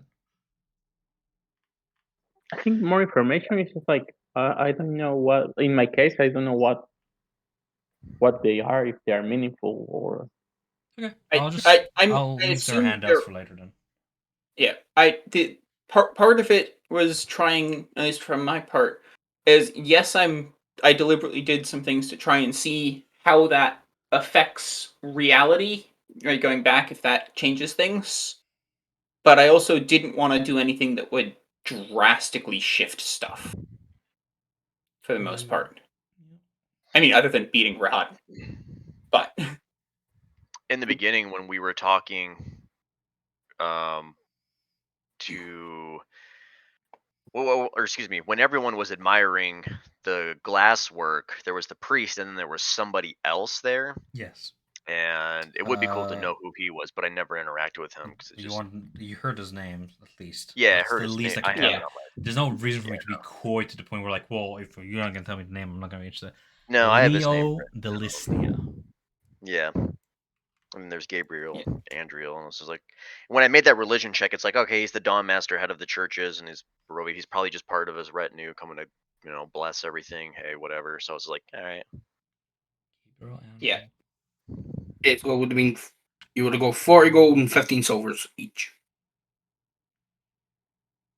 Well, I've still got the cane hanging the figurine, so but obviously need to get them looked into. Yeah. I would look at the figurine and say, looks somewhat like your crossbow. Perhaps Blinsky could help. Yeah, that's who I was going to go to, and I need to ask him about that other doll anyway. The one that I found that looks like me. Yeah. Well, that's all fair and square. I'm just gonna say this: the memories you're discovering in the tome take place about 350 Barovin Yeah. calendar, whereas you are at 700 Barovin calendar. So and Blinsky is just human. Yeah, no, that. But I was just joking when I just say I swear. If this says it's no fun, it's no unless he's not Blinsky. human. I mean, we don't know that Blinsky isn't like the Dread Pirate Roberts. Right. maybe he's got like record books from his like grandfather's grandfather's father. They're like, oh Father's yeah, I fathers. remember this toy. Here's the serial number. Right.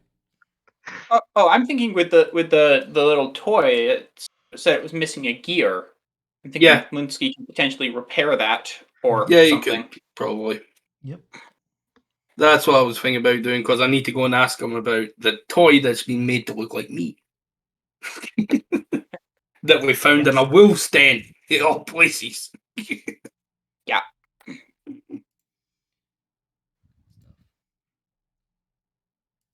All right. That was fun. Unless anybody else has any other questions, I'm gonna bid you guys good night. Good night. If I don't talk to people, Happy New Year. Yep. Yeah, I Same hope to you have a you. great I'll end up time. I'll assume we'll end up talking over text, but